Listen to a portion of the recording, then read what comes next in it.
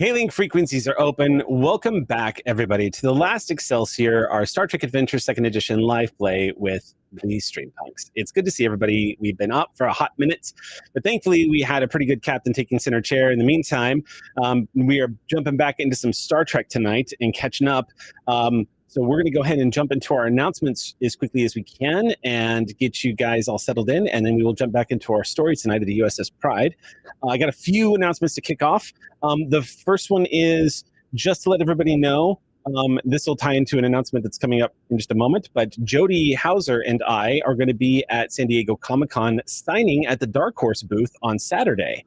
We'll be signing our copies of our comic, The Rise of Hellfire, Stranger Things, The Rise of Hellfire, which is the origin story of Eddie Munson and the Hellfire Club, which is a fucking awesome story to write. Kind of an emotional thing for me because I got to include a bunch of things that actually happened in my D&D games back in the early 90s.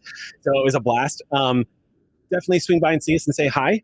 The other announcement I have is tying into Star Trek Adventures. A huge shout out to AJ Fox and myself and Michael Dismuke and everybody who had a hand in the upcoming exploration guide that is coming out for Star Trek Adventures. That is coming up soon. Also, it is a guide that I have been begging for years. For a lot of you who know the way I like to run games, I really love prompt-style RPGs. I love games that prompt a storyteller or a player to take a small sentence and now make a story out of that and go. Random dice tables, anything that generates story as you go. This is an entire book that's chock full of creating brave new worlds. Like everywhere you go, everything you see is going to be table of like generating planets, star systems, stars, biomes, you name it. It's really rad. It was really exciting to be a contributing writer on it. The last thing I want to say about it, though, I did not know this, but on page 19, half the damn page is filled up with the classic, lovely reprinted picture of the USS Sally Ride. And I am overjoyed to see her again appearing in a Star Trek Adventures book. I did not know they were doing that, but it was such a delight to see her appear. It's the picture that appeared in first edition, so I love that they brought her back for second. So thank you, Modiphius. The last thing I wanted to say is, as I give a big shout out to Geek Filter tonight for creating these amazing graphics for us to promote The Last Excelsior. Geek Filter's got some amazing stuff that he's been building for us that we are sharing with you guys online. So feel free to nab those up, and I'll work with Geek Filter on where we can make those readily available if Geek Filter is not just throwing them at you himself. So thank you so much, Geek Filter, for all the amazing work. That being said, I was wrong. Tonight is actually the 1-year anniversary of The Last Excelsior. Technically, it's tomorrow, but tonight marks 1 year since we began this new Star Trek Adventures campaign. So thank you, Geek Filter, for also correcting my temporal distortions and helping me make it through that. Don't worry, it's already tomorrow for Drax, so it is. That's true. This stream, someone is experiencing the 1 year, so we basically got it. It occurs to me that this entire game is temporal as we get. One of us is actually in the future. I mean, two of us technically. No, three. Well, what is it anyway? Sam and I are in the past, and then as we gradually go to like Noir and times the present is the correct time zone. Thank you for admitting that. Yeah, Drac, you were literally like your time finally getting its due. Drac, if you ever, you literally could be we could just change something to blank of tomorrow, and it would, like, if you were your player of tomorrow. It would what? Yeah. Right. I'll stop rambling. Anybody else have any announcements that they can kick off tonight before we jump in? Yeah. I played GeoGuessr. It's really, really fun, and I put all my streams up on YouTube, and I make thumbnails and give them titles that amuse me greatly, and I hope they amuse you too. You should go check them out and watch them and give me some likes, because I have a very good time streaming them, and I have a good time cutting them together for you to enjoy. So check those out. And also, I'm starting a new notebook today. I'm starting my second notebook. Yeah. I have filled up the entirety of 1 year of my first one, made it in exactly 1 year. So we start a new notebook tonight. Nice. Those are my announcements. All right. Anybody else? Ooh, I'll go. First off, just a second mention of the new Star Trek book. My Morph baby is a writer. AJ Fox, just I'm so incredibly proud. Speaking of, tomorrow we have our pull list episode. Banff and Bleer go to the have a day in the park, which is also edited by the writer and editor AJ Fox. So wildly proud of them.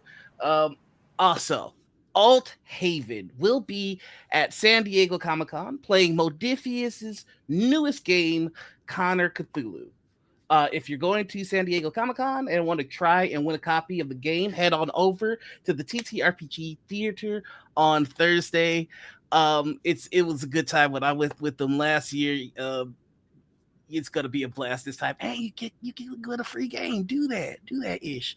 Other than that, that is it for me. Okay, bye. And then Noir just vanishes. All right. Anybody else have anything else? Yeah, Drac. First of all, everyone check out Noir's GoFundMe. Thank you, Witchery, for reminding me of that. I'm sure Jake will put it in chat, but please support Noir's GoFundMe. They've been royally fucked over. And as much as I would like to go over there and fight whoever he did that, I can't. So you can give them a high five. I know your game. No. I'm the only one that can make your life a misery. No one else can do it. No, one else is okay. allowed to. You can spin it like you're putting them on the spot now and making them uncomfortable by reminding them how much people care about them and are willing to help them. So there you go. Yeah. It's also still for me. It's also still for me though. Yeah. I'm just saying I'm supporting Noir because I support Wheels. And this is to support Noir's Wheels. Therefore, you should support this initiative. Lest Noir have to buy pedalate on the little leggies everywhere. We don't want that. As a community, I don't endorse those values. Support Noir's GoFundMe. Link in chat. That's what's up. Let's make that GoFundMe hit 200%. Let's keep it going. It's still out. Let's keep it running. Make sure get a little padding in there. Might as well make sure everything's good. And that's my punks. That's my fucking punks. But other than that, just like Soup says, it really is the real punk rock. Yep. Yeah. Other than that, you probably noticed, but we haven't been uploading episodes of Sacred Machination for a couple of weeks, mainly because I've been just very busy and mentally exhausted, but also too wanted to give our editor some time because it ended up becoming a situation where they were like editing the episode that goes out the same week, and that is just not feasible for our editor. So we want to give them some time to rest and recover and have some buffer to actually do some editing. So keep an eye out. It's probably going to be coming out. We're going to get back to releasing episodes in probably 2 weeks time, but in the meantime, wish our editor Dylan, wonderful Super Dylan, some good rest. They've been hit hard with burnout. And the last thing we want to do is make them continue working with burnout. So send them some love. You'll be seeing Sacred Machination again in probably a couple of weeks. But that's everything from me. Okay. I do see that we have at least one check-in with the Harvard graduate, associate professor. Is there somebody like that here? Nope. Something about international non-binary awareness. No, I can't say. Yeah, something about Harvard. I don't know. Anybody have any announcements? It's not a graduate. It's just a certification. It's not a graduate. That's an important point, so that you don't like. Every time we reference it, we should make it sound more and more. No, because that would be academic misconduct. We have like the founder of Harvard here, right? Who's the founder of Harvard? It's Professor. Well, yes, but that wasn't an academic title, and anyway, most of it. That I'm too young for. Right. Naturally. Yeah. Sure. Anyway, I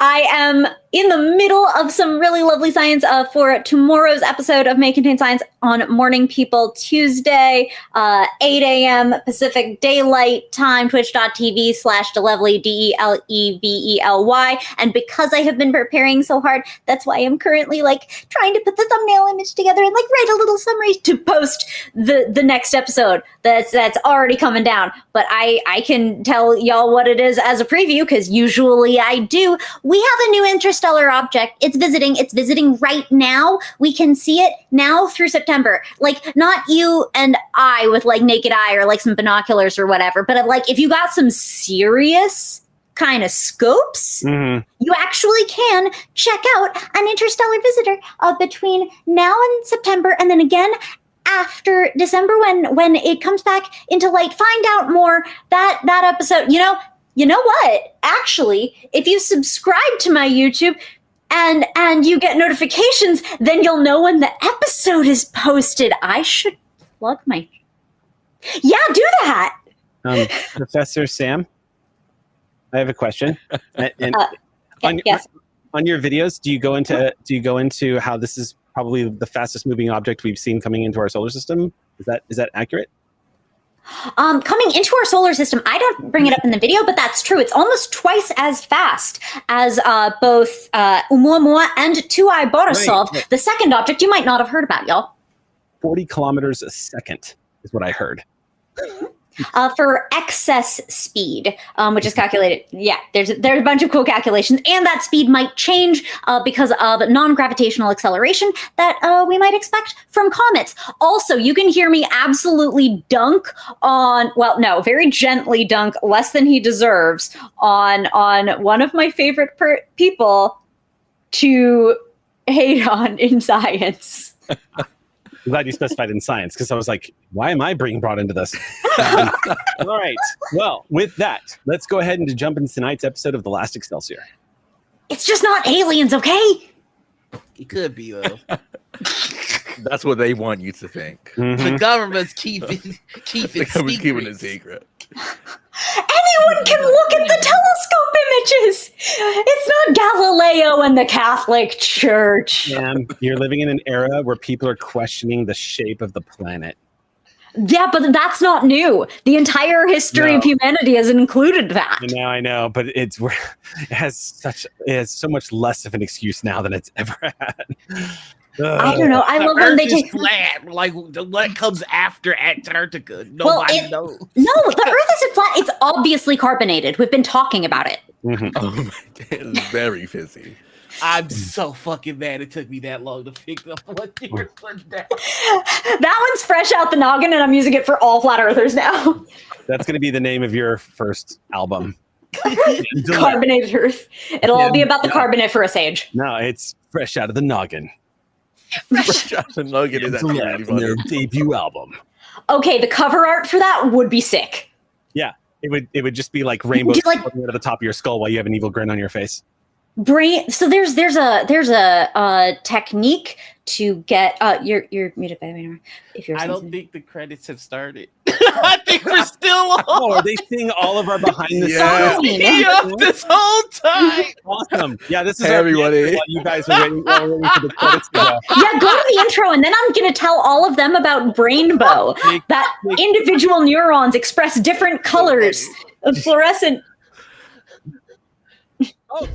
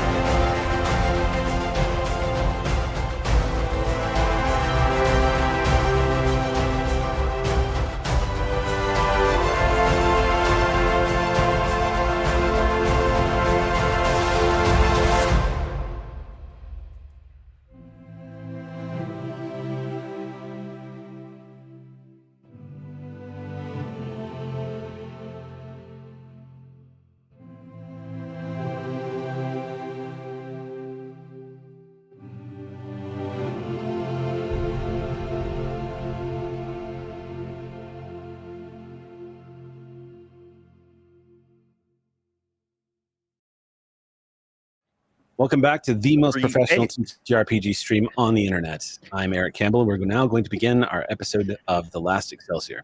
That's When we last left off, y'all couldn't resist, could you? Somebody had to say something. When we last left off some time ago, we were on Bejor. There's been a lot of things that have been unveiled to the crew as y'all are actually enjoying what has ended up becoming something of a downtime during this quick trip to Bejor. Now, the prevailing danger right now is the fact that the USS Pride has an issue with what is being lovingly called VAX, VAC, which is an abbreviation of Variant Anti-Chronotons. VAX are becoming a big problem for the USS Pride. You guys used them to your advantage to literally skip across the universe and warp space-time in ways that has never been done before by a starship. Now, a quick little dose of Star Trek lore. The warp field bubbles that are established around a starship when they travel through warp create a sort of like shield from the effects of moving through space-time. It's kind of the science fiction way that they rationalize how they can travel faster than the speed of light and arrive at a destination. And the laws of relativity, the theory of relativity, does not come into play. So in this case, though, you guys have discovered rather inadvertently a new form of travel, which is you kind of almost to the effect of traveling without a warp field bubble, but to your advantage. This has had an adverse effect. You guys have realized that the entire hull is saturated on a molecular level with these VACs, and it's conceivable, and has been, by the way, the subject of many a medical scan at this point, conceivable that the crew themselves have been saturated with these VACs, and they could potentially have problems with them. However, so much is still unknown. All you know is that when these particles are exposed to rather archaic energy sources of raw power from another era, for whatever reason, those variant particles react to those older energy sources, allowing things to be manipulated in such a way as, or in the case of the metal that you all recovered at the beginning of the campaign, in some cases, can actually full-on cloak a vessel. You guys have learned a little bit more about this mysterious Romulan ship that might be lingering out there. But things are still quite vague. A little bit of lore was also dropped when our captain had, to put it mildly, a spiritual encounter on the surface of Bejor. Bajoran returning to his homeland for the first time ever and walking the grounds where his ancestors walked and walking back the path of the prophet himself. Cisco. Now, while there, you had an encounter with your father, who revealed to you that the last remaining piece of a lost Bajoran orb called the Orb of Restoration rests within the earring upon your head, and that it is part of your destiny to, who knows? That was never made clear to him, just that the prophets wanted you to have it. And what's even more remarkable about this encounter was your chief security, your chief tactical officer was there and also was able to engage and interact with your father. It wasn't an illusion. And yet he was gone once the encounter was done. We're going to pick up today's episode with a briefing taking place aboard the USS Pride later that evening. Now, if you remember correctly, Xander, bless him, who was able to join us the last time we had an episode, and who is dying to come back, Chief Tech, who'd been brought on board and who had an understanding. Tech, by the way, as a quick recap, is somehow a link to everything that is happening right now. It's not fully understood, but the Department of Temporal Investigations believe that somehow Chief Tech is linked up to everything that's happening, specifically regarding a ship called the Keticus that is now stalking the USS Pride, was once stalking the USS Ross, and has been vanished for the past couple of years until just suddenly reappearing. Tech has been brought on board and has been put to work trying to figure out what he can do using his expertise to deal with these vacs. And last we left off, he was engaging in a pretty steep extended task roll. Now, full disclosure, as the GM off screen, because I knew we were going to have Xander here, I went ahead and completed, by randomly rolling, everything that Tech had to complete that extended task. So I have the results. So this briefing is sort of an informality, like an end of the day kind of after the shift briefing where Tech has announced that he has something to tell us. And he has requested a briefing for anybody who's interested, but definitely you, Captain, in the briefing room. All right, yeah, I head there right away. Okay. So anybody who wants to be in this scene may be in it. Okay, so pretty much everybody shows up, which makes sense because pretty much everyone is invested in figuring out what the hell is going on with these particles and what the status of the crew is and so on. The first person to arrive, of course, is actually Dr. Conway, who strides in and takes a seat, yawns, and starts pouring herself a cup of tea. As everyone else begins to arrive, you see Tech is here along with your Chief of Engineering, Lieutenant Commander Pavin. Everyone's setting up. Once everyone has arrived and settled in, Tech is going over the notes in his data pad, and Pavin kind of watches him expectantly. Tech doesn't say anything. He just taps on it for a second, and Pavin smiles at everyone. Chief. Oh, is it mine? Oh, is it my turn? No one was talking, Chief. It's your meeting. Oh, sorry. Right. Well, thank you all for coming. So your engineer, Pavin, Lieutenant Commander Pavin, who is a decent dancer, by the way, well, we've had some pretty remarkable discoveries that I thought it would be really good to talk to you all about. So there's a lot of experimental technology being explored in the field of propulsion because we engineers, we've been frustrated by that annoying warp 10 threshold that forever, basically infinity speed, which doesn't even, what does that even mean? But since the USS Voyager's return from the Delta Quadrant, we've had some really exciting leaps in propulsion research. There's more research right now and more research reports coming in on quantum slipstream drives than I can shake a stick at. And every engineer in the Alpha and Beta Quadrant thinks they're going to be the one to crack the code and figure out how to make it safe. Now, lucky for you, that just so happens to be the focus of the conference that we're at. There's people coming out of retirement to talk about it. It's actually really frustrating because I'm mostly here to discuss the variable warp field bubble the Ross uses in order to travel around the Galaxy-class variant hull profile it uses and the dual warp cores. And that's all a challenge anyway, because our variable warp field bubble causes us to be able to use a ship our size without ripping apart subspace every time we accelerate past warp 5. Oh, right. So anyway, I've managed to find some exciting propulsion applications utilizing some of the advances in slipstream technology. Not that the USS Pride will ever be able to use a slipstream drive, but from what I've learned, I think it's possible to stabilize the anti-chronoton variants and actually use them with only moderate risk to the ship and crew. Oh, and I also have a theory of how we could potentially purge the entire ship and everyone on it of the vacs. And that's what we're calling them, by the way. So you can say vacs moving forward. There's just one huge problem with all of this. And that would be? Grell, who is also at the table, speaks up and says, I'm standing in his way, preventing him from getting what he needs. That! Oh. Okay, well, Grell, why are you doing that? Before I begin to explain myself, the Cation leans forward and clasps his hands together and he says, I want to be very transparent up front. And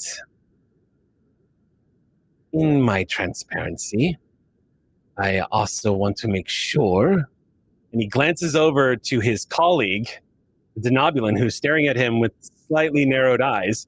He said, I want to be very clear that I am open to having my mind changed. but it is important. And he raises his hand as soon as you see his counterpart begin to protest. But since the department has given me full discretion here, I am the one who will make the call. You can file a formal complaint if you wish. You see his counterpart, Doral, just kind of lean back a little bit. I understand this, but I understand all this, but I still need to understand why you're standing in the way. Yes, as I was going to say before I dropped all those disclaimers on you, we are now starting to get into the realm of technologies that do not belong to our time, and technologies that are stepping beyond the temporal prime directive. Now, it's a slippery gray, what is the saying? Gray slope? It is a gray slope that we are now in, because the USS Pride is already technically beginning to step out of that boundary. But the technologies that are in play are also highly classified.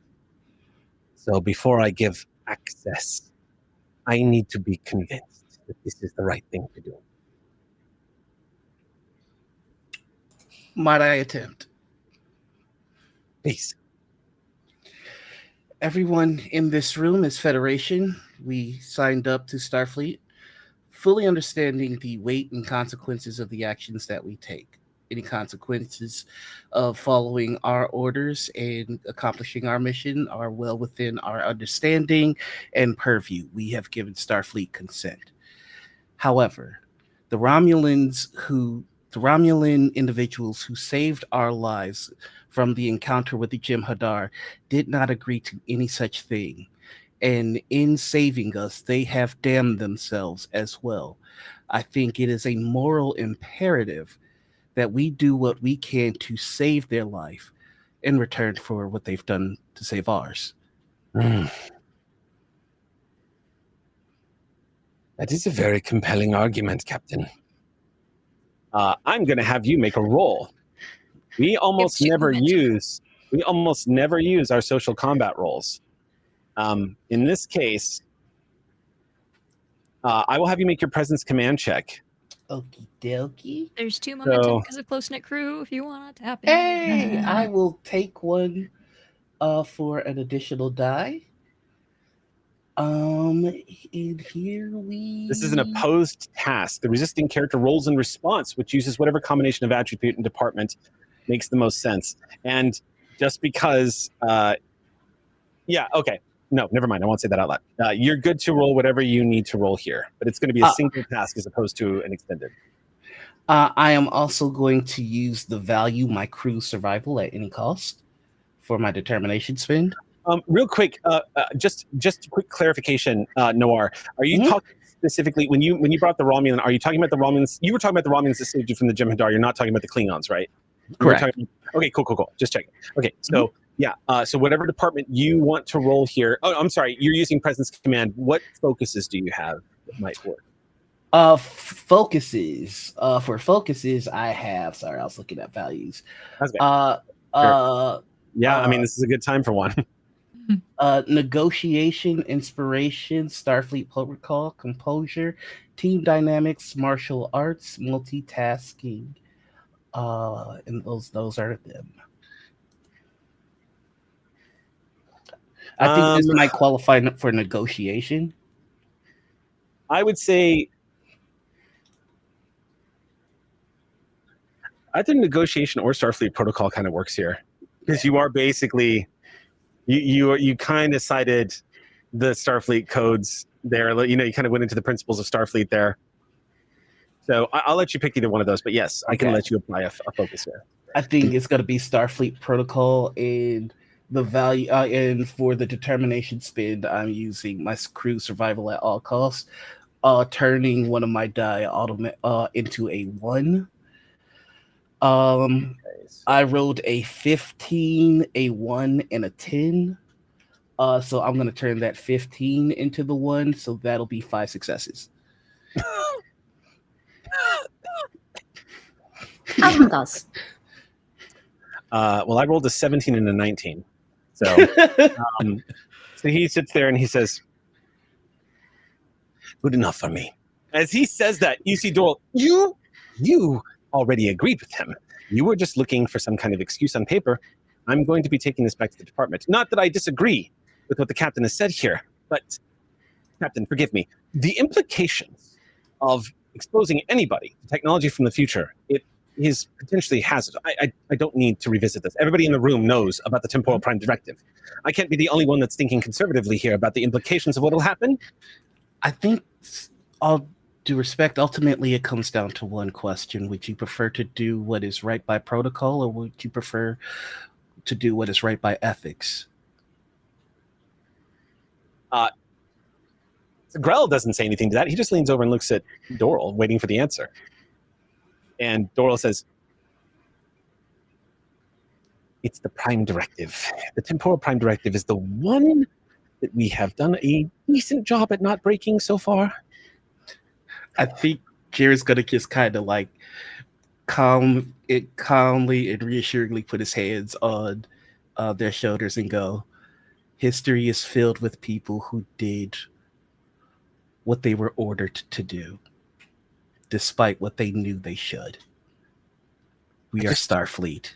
No, I see that, Captain. Of course, you're right. It's just the shockwaves, the across the timeline. And at that point, you see Acacian's hand reach out and put its hand as Grell puts his hand on Lieutenant Doral's shoulder and says, "Lieutenant, remember the file? The DS9 file? Tribbles, remember that?" Yes, I remember. You always use that as an excuse.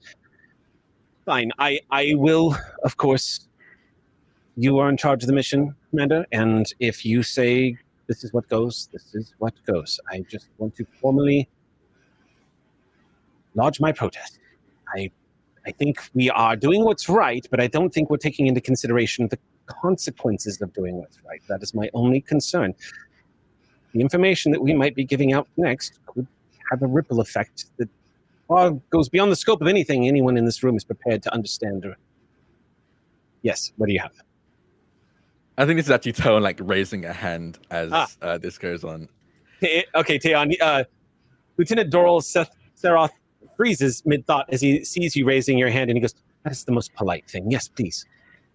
Yes, no, I understand everyone's very heated right now, but from what I understand, if we disappear, we don't disappear from now, we disappear from ever, correct?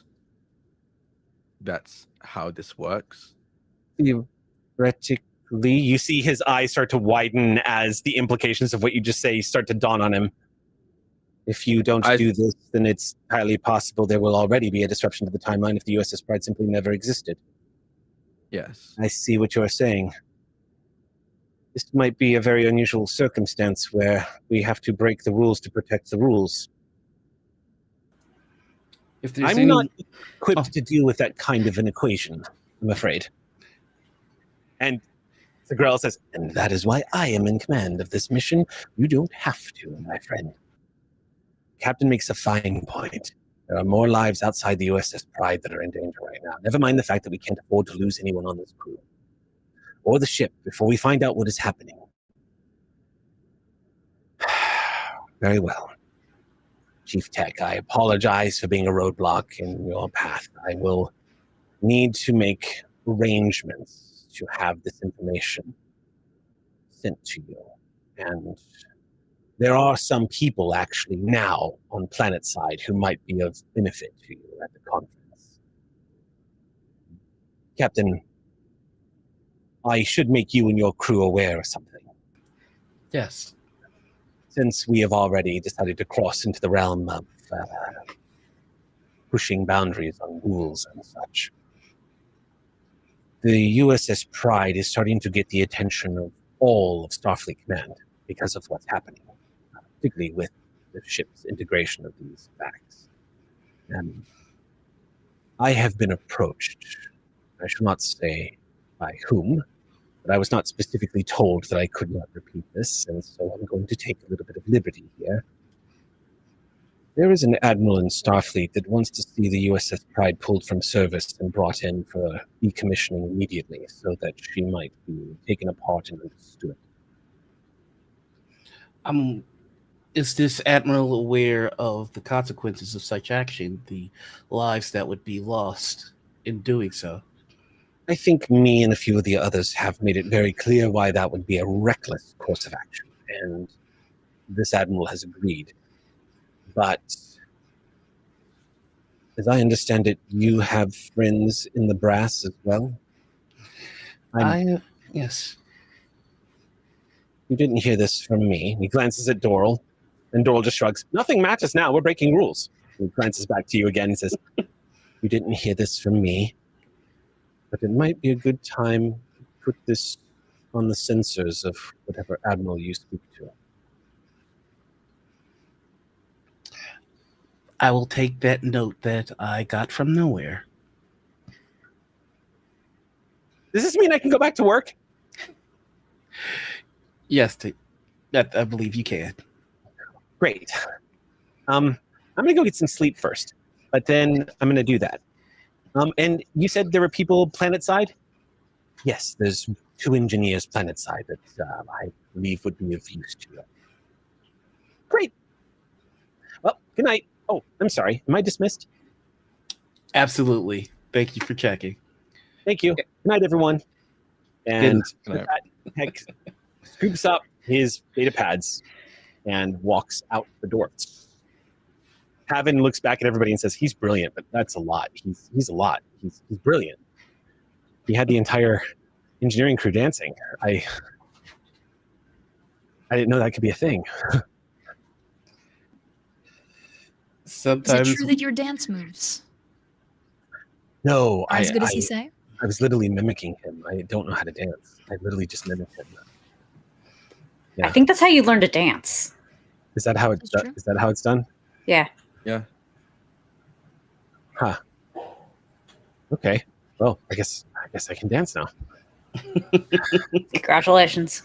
Thank you. the pride's great. teaching all sorts of lessons. Well, if it's all the same to all of you, I believe I have an admiral to go talk to. You are all dismissed, and good work, everyone. Thank you, Hi, sir. Captain. Jared's just gonna head to his ready room. Okay. When you get to your ready room and you access the subspace messaging, you get that right now, Earth time in San Francisco, it's about 3:30 in the morning. So you're basically offered to send what is essentially an email, a message of priority to the admiral for when he awakens. I just send the message. I heard we've become Starfleet's most interesting mothball. I would love to discuss when you wake. Okay. The old wink emoji. All right. Message sent.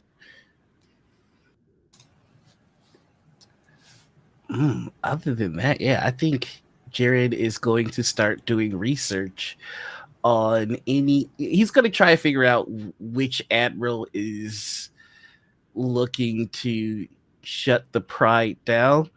Mhm. See if there's any ulterior motives. He's going into full investigation mode.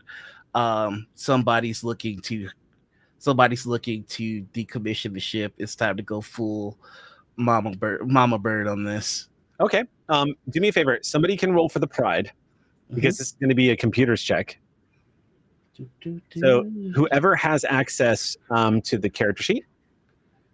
But for the rest of you, for you, Sharon, Mhm. there it is.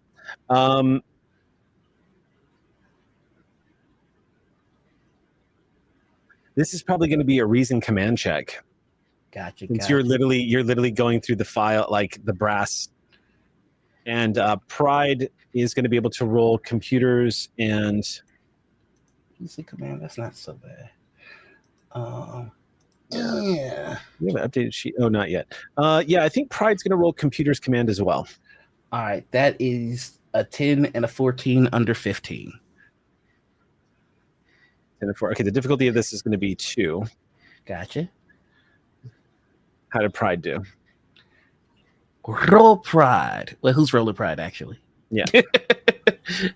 I mean, I'm in the uncomfy chair. Do you know how weird it is? You're in your ready room, and all of the rest of us are all on the. I'm gonna roll pride. See, I don't succeed because I'm flustered. That's fair. I'm not good at this. I'm better at rolling for smaller ships. What's the story here? I don't roll actually for the smaller ships. I may track do that. Okay. Also, Pride is not, bless her, we love this ship to death, but her computers are literally her lowest stat. Don't talk about my grandpa like that. I don't care if it's true. Literally. Yeah, so what is that? You need to roll higher than an 8, 9, 10, 11? Yeah. I rolled a 13, so Yeah.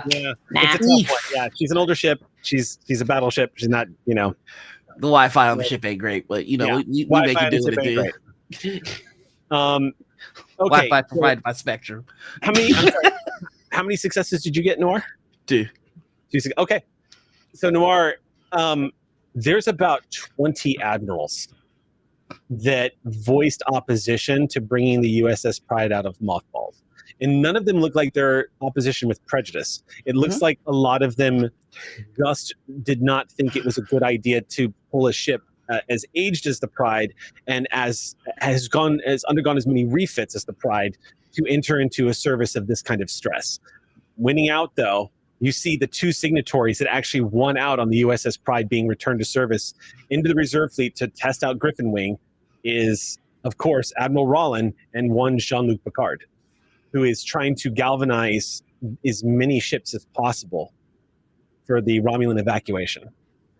20 admirals, though, as you're looking through the names, the base level personnel files, which you have access to, it's going to probably be a long, extended task of process of elimination to find out which one it is going to be. Right now, it could be any of them.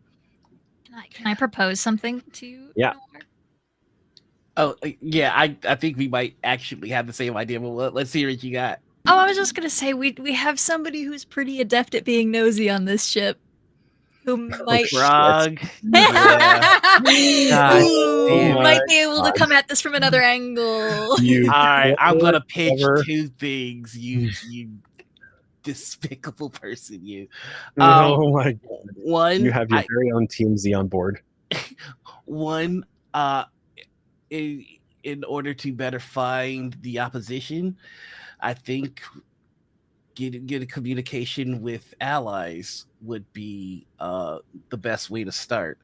Rollins already has a "Hey, we should talk" message. I would like to send another to Jean-Luc Picard. Okay. I'm going to send a priority message to Admiral Picard. Mm-hmm. All right, hold on one sec. We have, it doesn't happen often, but we have veered into the territory of GM was not prepared for that one. So give me 1 second here. Who else can we get in touch with that would really spin this night on its head? I have my good friend, the Doctor. Can we call them up real quick? Right. I'd like to reach out to 2 human civilians on Earth, Bill and Ted. Yeah. Keep it rolling. Yep. Can we get my grandma on the phone? What do we like? This is fun. Grandma Pat, she could be so helpful in this. Oh my gosh. Guest episode. She would not get it, but she would have so much fun. Phone books, phone box, booth, or call box. You decide. Okay, let's see where we are here. So then that's going to place us. Thank you. A huge shout out to Omnia again, who is constantly keeping me up to date on my own star dates. Okay, so we are in. Okay. So putting the call out to Admiral Picard is going to be doable, but you are essentially going to be directed to one of the 2 commanders that is serving under him right now. Okay. 1 second here. Okay. Yeah. All right. So, what, out of curiosity, are you going to invoke a priority message on this? Because if you want to roll for it, you might. Because the thing is you're literally contacting the most swamped admiral in the galaxy right now. So if you want to try to get attention, that could be a thing. I'm hoping, one, since he signed off on this, two, since I have max rep, and how much momentum do we have? Like I wouldn't mind making a trade about it.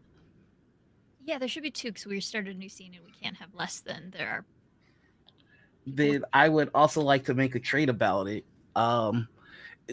Since as reported in our meeting, this is a hot topic for Starfleet. I think reaching somebody who is tethered to this directly on one of the most popular topics that's happening in Starfleet right now, I think that would get his attention if I put a trait on top of it. So I'm trait nosy about the pride. Right. Seriously, we're not going to call the trait hot topic? That's pretty good. That's pretty good. I'll gladly make this the hot topic trait. Thank you. I've just pictured Picard. Yeah, it was funny. Okay. All right, you send the message along in your quarters. And you're basically going to use your reputation here. Lean into it. Yeah. Yep. You don't really have to make a roll for that. Yeah, you don't have to roll for that. So you basically mark it as a priority message and send that along. It takes about 20 minutes. So whatever you're doing, passing between pacing back and forth in your quarters or whatever it is you're doing, you receive notification that you're receiving a reply message. Gotcha. In real time. When you see popping up on the screen, you see a woman with bright curly hair that's tied into a ponytail. You can see that she has the commander pips on right now, and she's got what looks like a data pad in her hand. A black woman that looks like she is very focused, very to the point. She looks up as soon as she spots you, and she says, "Captain, sorry, Jaren of the USS Pride." Jaren of the USS Pride, right. Oh, right. I have you here. Right. I'm Commander Musker. Lovely. You can call me Rafi for short. I don't like to stand on protocol if I don't have to. What can I do for you, Captain? I got your message on behalf of the Admiral. I would love any time that Admiral Picard would be able to spare in regards to the future of the USS Pride. You may have heard that we are in a rather unique situation, and I figured the insight of one of the most brilliant admirals would be the exact thing that me and my crew could use going forward. She cocks her head to the side and says, "It's news to me. What's going on with the old Pride?" Well, it would appear that there is another movement to have the Pride decommissioned, which, understandable, she has earned the rest. However, there is one mission that she needs to accomplish, as our fate and the fate of others are tethered to her. I'd like to send any information that I have in regards to this, and I'm sure somebody kept minutes on our meeting with Tech, and just send all of that forward, sans the information that I promised that I would not share. Okay. You send this along, and she looks a little. You can see immediately as you're sending this data through subspace to her that she looks a little restrained at the moment. And she says, "Okay," and takes a look and says, "Captain, listen, I don't mean to be rude, but I don't know if you heard, there's a whole star that's going to explode and about 8 trillion people that need to be moved. And one man is heading the entire project. I'm going to need a little more details." And then she pauses as the data comes through. She starts reading it.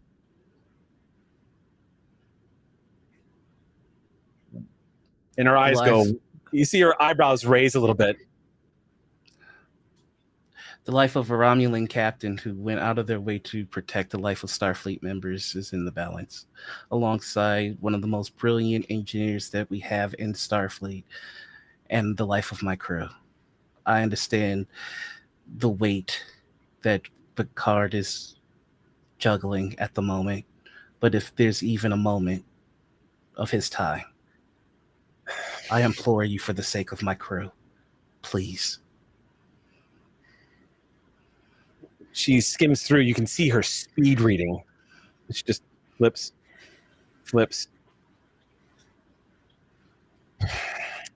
Yeah, this is what I remember about being an officer out there. Flips. My first time in the seat. She nods, says, well,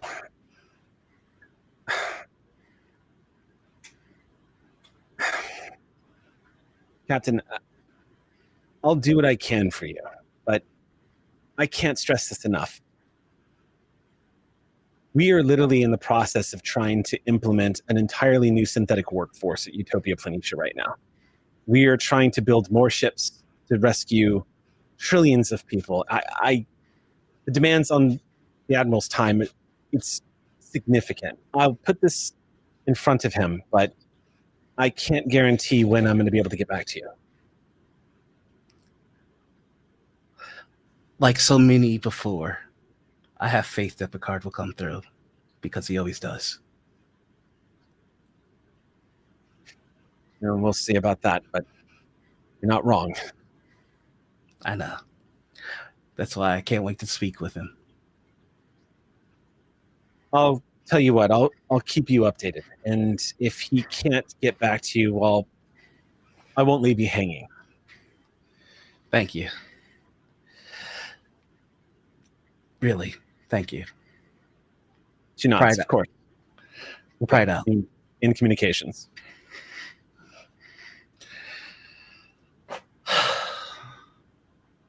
Okay.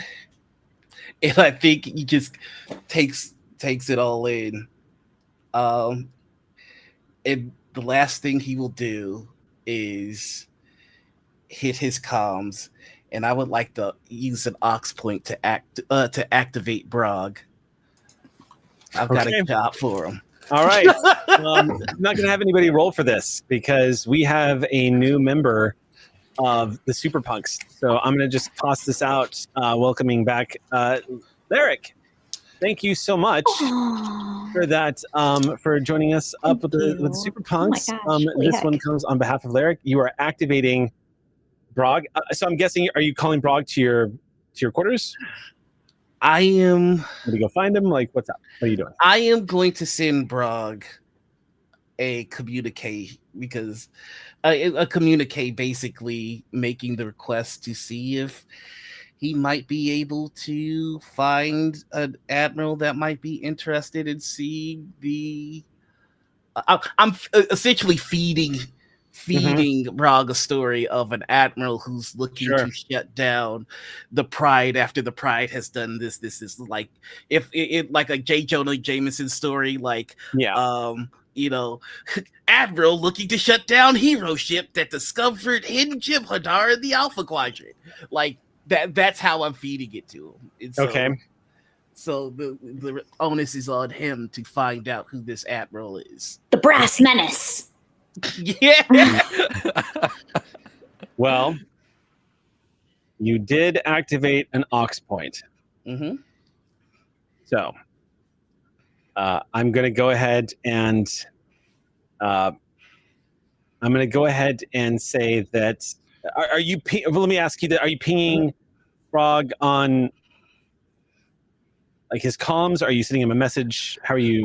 I think I'm just sending it to his comms. I'm sending it to his tablet, whatever. Like it's essentially message going form. It's essentially going to be scratch my back, I'll scratch yours. Find this admiral. Here's the story. I will be a source. Okay.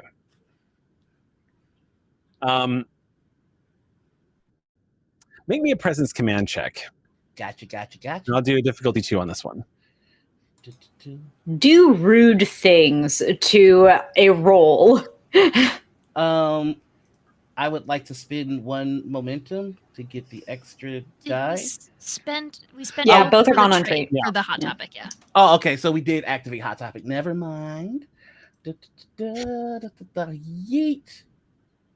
That is a 10 and a 1. It says reference 26, but that's not right. So that is 3 successes. Thank you, Captain. And I put my rolls in the Discord for you all to check out. So there you go. Okay.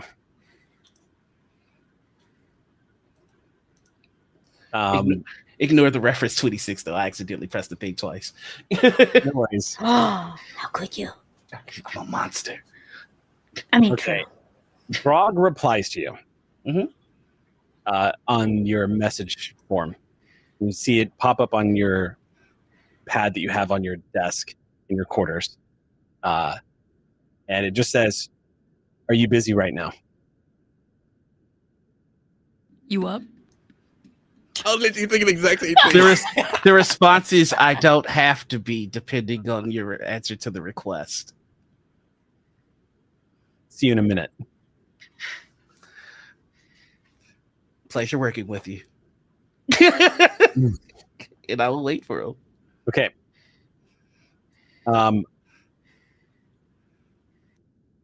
So there is a chirp at the door.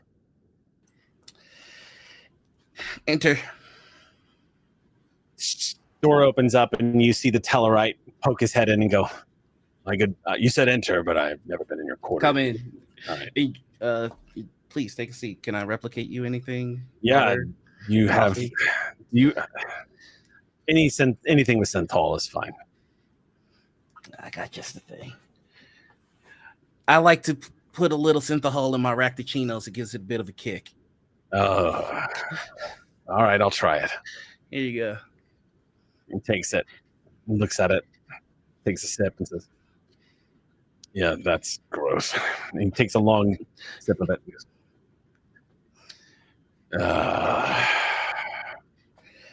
Rog, you seem grumpier than normal.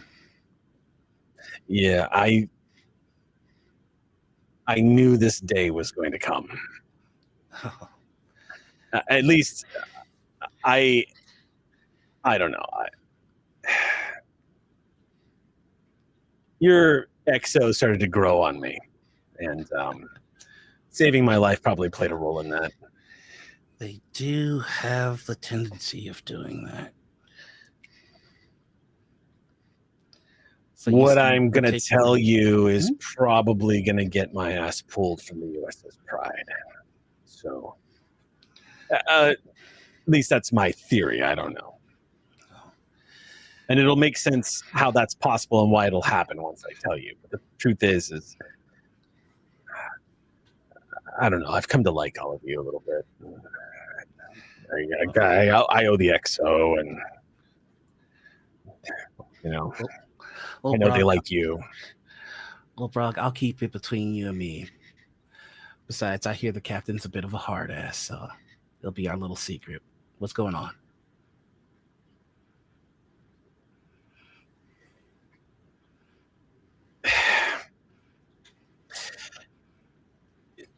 So when the Pride was commissioned, I was assigned to you all.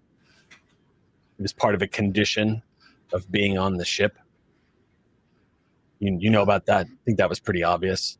Yes. You know, Rollin had a lot of people that didn't really want this to happen, and you got Picard's ear, I guess. And, next thing you know, it was happening, but it was only with the sign off of a few of the admirals, and enough of them signed off. And as a last resort, one of them attached a condition having me here. I was originally assigned to the Pride to kind of sabotage this whole thing. Kind of do some hit piece journalism. This is my shocked face, Brock. Yeah, not literal sabotage. I'm not trying to blow anything up, obviously. I like this ship. I mean, I'm not like a criminal. I'm just a bad journalist sometimes. It was a scoop. You know, there's so much happening out there in Starfleet. has its hands full, and I want to get out there and find out what's happening with the evacuations on the border of Romulus, and what is the Romulan government doing to help its people right now, because they're being isolationists, even with the Federation trying to help. And what's the Federation doing about it? You know, the Federation has a history. You know better than anyone of like being able to help but not helping. The Card's fighting that fight right now. We're trying to help Rom. Anyway, talking. Yeah, what do they call it? I'm mumbling to the choir, whatever. And You're stalling. You are genuinely worried. an admiral specifically assigned me to the Ross to try to bring this whole operation down. And it was probably going to work, I'm going to be honest with you. But truth is don't tell anyone, especially them, that I said this, please. But you're a hotshot, smartass exo pilot person. And what they did with Griffin Wing was kind of hard to deny. And didn't matter what kind of hit piece I wrote up after you guys pulled some of the shit you all pulled. Thought I had an in with that Sultani character. I tried to get him to talk shit about you, but he told me to get the hell out of his quarters, and if he ever saw me there again, he was going to personally take it directly to you and have me thrown off the ship. So, yeah. So you were placed here to sabotage the Pride from the very beginning. You'll note that I only put out one bad story. And you kind of deserved it. It was just a little bit of hyperbole, but truth is, I can't bring myself to do more than that. I've been kind of quiet, and I'm sure the Admiral's name is Naivim. Naivim. Immediately registers who that is. He is not a vice admiral. He is an admiral. He is a Vulcan who was very much against what he would call inefficient use of resources, the Federation. He was, and because Brog goes on and says, Rollin really kind of pushed the boundaries from what I understand of getting what he wanted. So Naivim kind of did the same, but in a Vulcan way. He brought me in, told me I could do some journalism out here, and in return, I just had to sabotage the USS Pride's entire mission. And he was pretty vicious about it too, Captain. He had me pull your personnel file and wanted me to write a hit piece on your lack of experience in the center chair, and the list goes on. Brock, every Starfleet vessel should have someone like you on it. You wanted to write stories that would bring us down and out of operation, and in so we had to run a tighter ship. Journalism is the most potent weapon in the Federation because it keeps us honest. I will never be afraid of someone like you. I'll be annoyed, but I'll never be afraid. So continue doing what you're doing. Continue reporting to your admiral. And we'll continue making your job hard. Thank you for telling me we needed to know, and now we do. And I'll never say a word about this to our XO. I can't have that getting to their head. Yeah. Yeah. The Rock-Ticino will grow on you. Or it'll at least keep you up. Sorry, it's a little bit of my cultural. It's good. I'm telling you, it tastes like shit because it's good. I forget the Tellarite traditions. This has been an awful meeting. Yeah, you're a terrible captain. I can't believe you haven't crashed this thing yet. Give me time. That's off the record. Yeah, from what I hear, time is something that you have both in abundance and shortage of. Isn't that profound now that I say that out loud? That's everybody, isn't it? Anyway, I appreciate what you said, Captain. It means a lot to me. Now, I got my start in journalism writing sensationalist stories, but all I ever wanted to do, believe it or not, and I know this sounds bonkers, but I wanted to be a war correspondent. I wanted to be on the front lines of the Dominion War, tracking what was going on and seeing what was happening to all the kids that signed up to explore strange new worlds and ended up with a phaser rifle in their hand. But by the time I finally got out there, Federation news services you weren't allowed out there. Starfleet intelligence, changelings, it was very difficult to get any kind of authorization. So I missed it, and I felt like I could have done good. But now it seems like there's more happening, and I just want to be out there documenting what's happening. I hear stories all the time about, and it's not just the Romulans. He gets up now. He walks over to the window and he says, it's not just the Romulans, you know, I understand the implications of saying this to you, Captain, but you know how many billions of Cardassians died when the Dominion decided to nuke Cardassia once they changed sides? And the restoration efforts of rebuilding what was destroyed, it's been completely hampered by this effort to relocate these Romulans who need to be out of the blast radius of a goddamn star.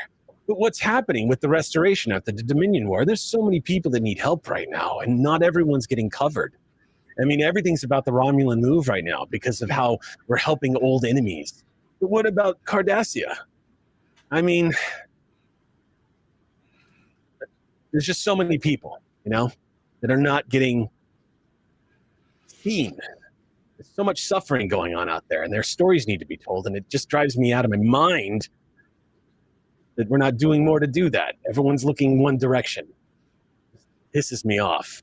And that's outside the cultural references. I mean, genuinely pisses me off. So what do you need to tell that story?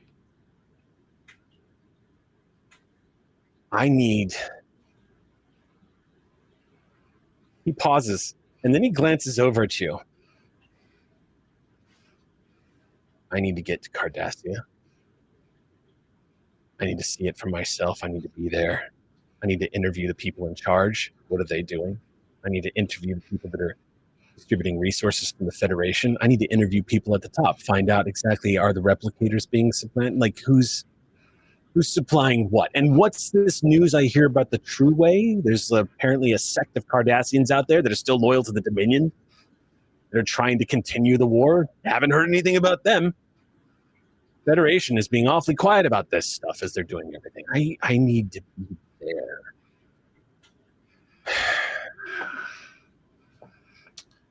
Well, Brock, I have a mission and I have orders and I cannot stray from them. But I know.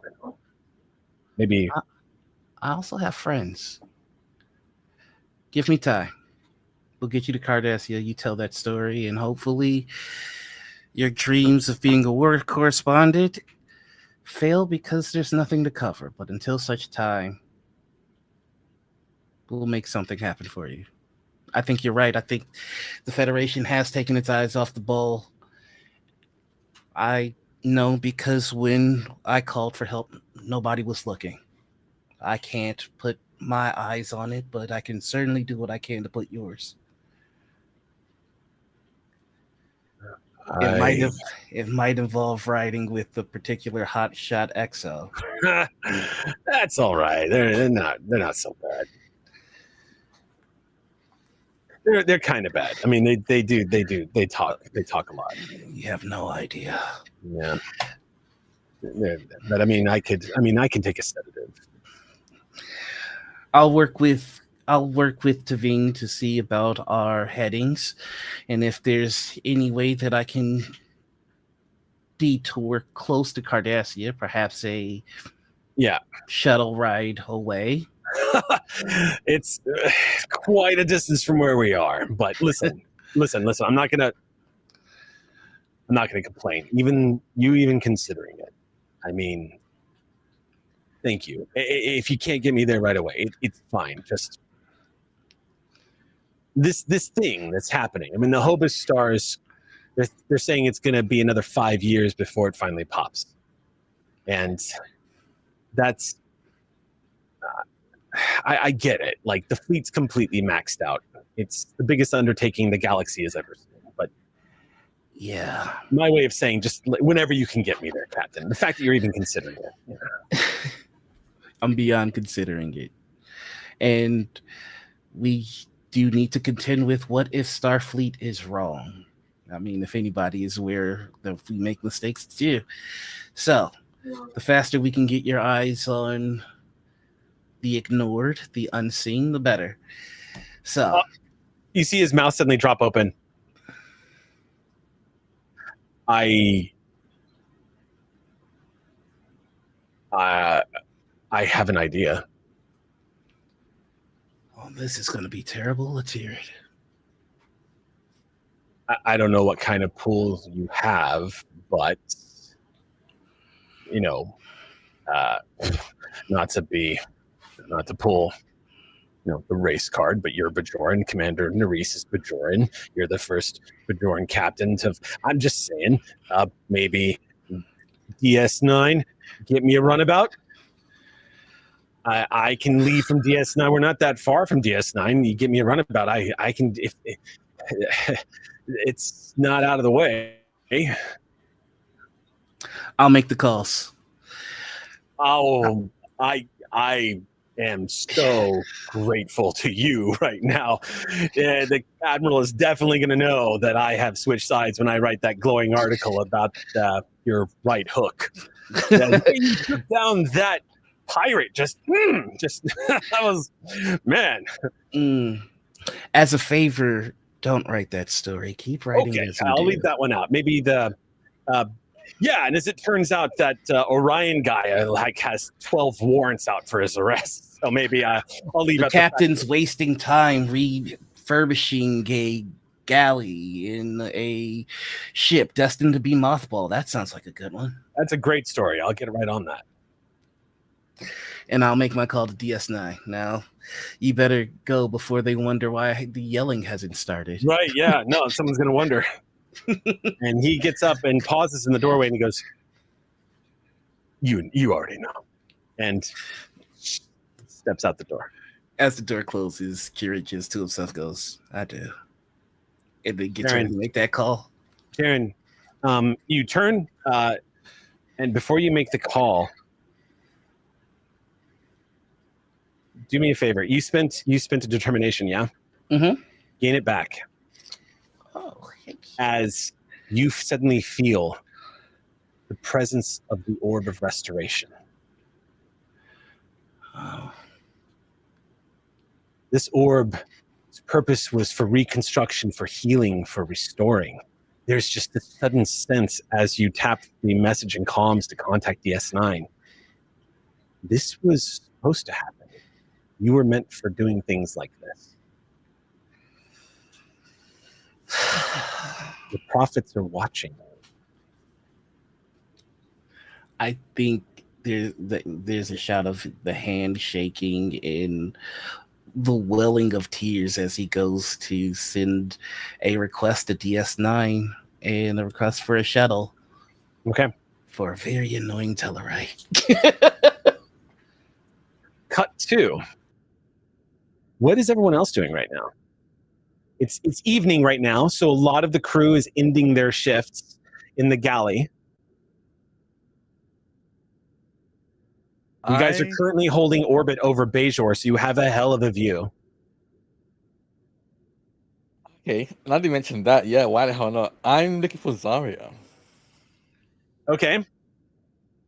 She is in the galley. When you walk in, you see her. She's sitting by a table by herself. Her legs are crossed, and she's just looking out the window with a cup in her hand. Doesn't see you come in. I think quietly sit. I don't even say a word. I'd come and sit opposite her, so I'm facing her directly. Let's take a seat. She suddenly looks over at you, and you see her antenna just kind of stiffen for a second as you kind of surprise her. And she smirks and says, "Is this what you did to the Jim Hadar? Just kind of snuck up on him like this?" I would like to say yes, but honestly, they snuck up on me. You see her raise her eyebrows, and she nods as she takes a long drink. She goes, "Yeah, I remember that stuff." Yeah, no, that was definitely my first encounter, and from the sounds of what others were, I was quite lucky to come out of it alive. I mean, yeah, you were. But not all of it was luck. Right?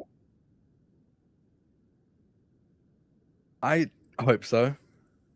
I can't say there wasn't some luck. Narrowly avoiding an invisible Jem'Hadar feels like some luck was involved there. You know, when you first got on the ship, I didn't want to be disrespectful, but I thought the whole thing was some kind of Dominion play. Because it's right out of their playbook, right? A Vorta claiming to be switching sides or wanting to seek refuge on the USS Pride is actually an enemy agent. Because no one would consider the fact that a lone Vulcan tactical officer stormed a Dominion battleship, a warship, liberating 2 high-profile targets, shooting their way back out of that thing.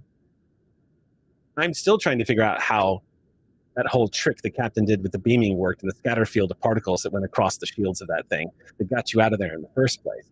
But I've seen the flight footage from the commander's Griffin, and I've seen you running along the back of that. And before you ask, is that the moment I decided I wanted to ask you out? Yes.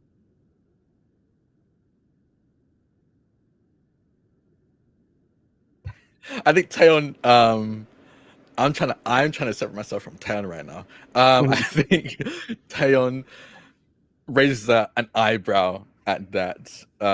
Probably more emotion. Which gets her a laugh as you give her the Vulcan eyebrow. You just see this brilliant white smile against the contrasting against the deep blue skin as she just kind of throws her head back and shakes her head for a second.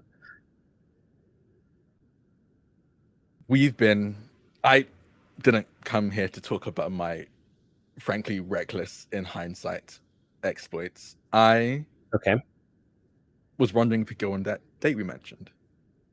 I see you've already eaten, but maybe you can come over to my quarters, or I can go to yours, and we can just. There's a movie that my friends highly recommended. It's called Superman. She cocks her head and says, "Superman?" Yeah, this is an Earth movie. We can also watch something else if you want. We don't have. It doesn't have to be super. Do you want to watch something together and maybe stay the night?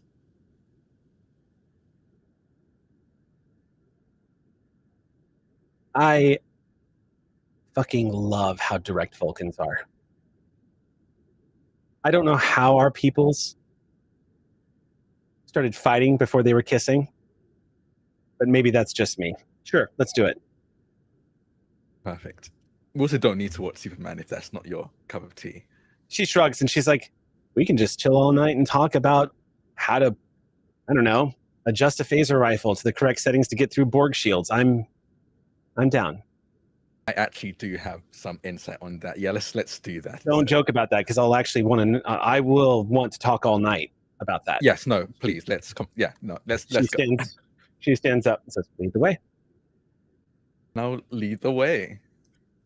Okay, the 2 of you walk out, heading back to your quarters.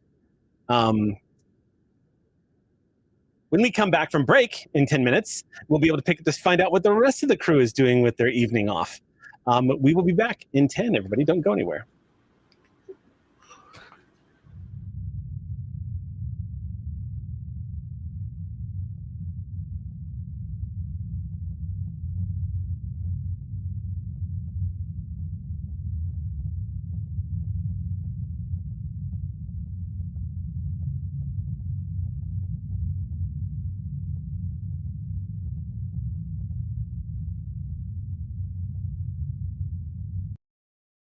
Hailing frequencies are open.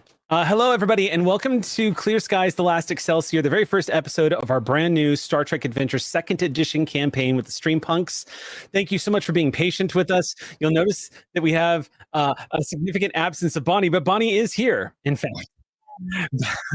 We do have a Bonnie, but after struggling to get Bonnie's webcam to acknowledge Bonnie's existence, we've decided we're just going to bear it.